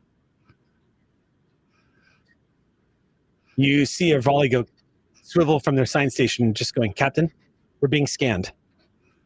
Well, you've got nothing to hide. Again, screeching, and the universal translator comes back on. "We search for the key." Well, I have the key, but I want to make sure that you don't damage the key. I want to help you, but my help is contingent on the answer to the question that you mean our officer no harm. Let me help you. You see the Tholians processing like they themselves are also listening to the translations of what you're saying. And then, we do not require your help. We require only the key. The key is my help. The screen just cuts off all of a sudden. Oh, well, hell. Prophets, if you're watching, I sure hope you're enjoying the show. Birds, keep an eye out. Yeah, funny the captain says that. You, Cadence, are watching their squadron begin to slowly drift apart in a coordinated effort. Doesn't look like they're doing, it looks like they're doing slight maneuvers as you see them break off into 2 clusters of 4. All right, positions up. Don't get outflanked. Let's rotate around them. Stay dynamic. Permission to bring weapons hot, Commander. Sir, do we engage? I don't like the way they're looking at us. I'll leave that to your best judgment, but do try to make that a last resort. Zoe, get me in contact with Tech. We don't have to win the fight. We just have to play tag. We know what they want.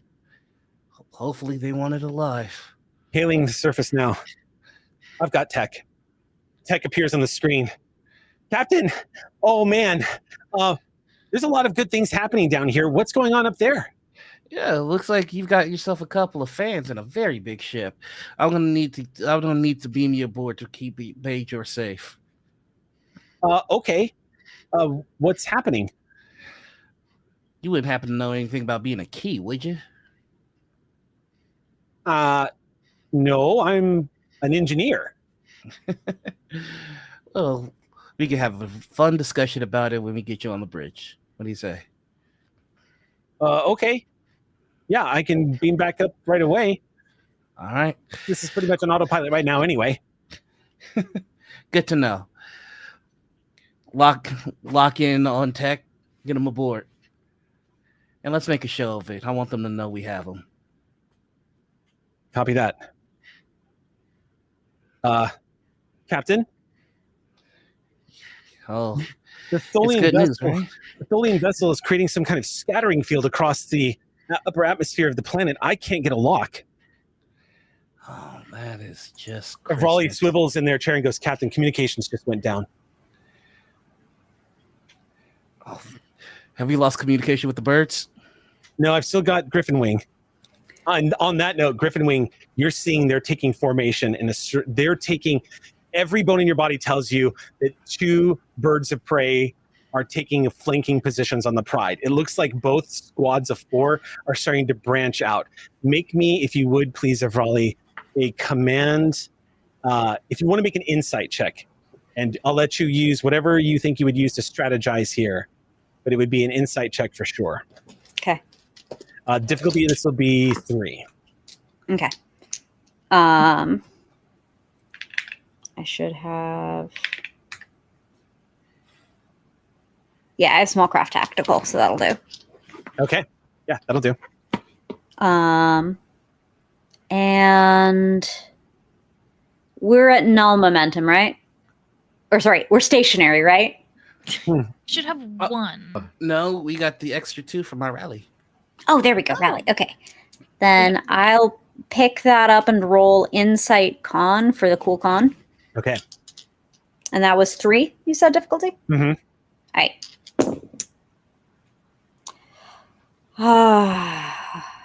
Okay.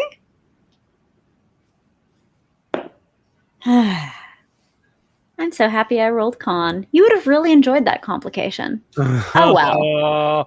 Yes, I would have. Right now, yes, I would have. Anyway, that is 1, 2, 3, 4, 5 on a difficulty 3 check. We get 2 momentum back. Make note, I'm going to let you guys bank this momentum to carry over into... Wait, sorry, 4. My insight's low. Sorry, Okay, yes. cool.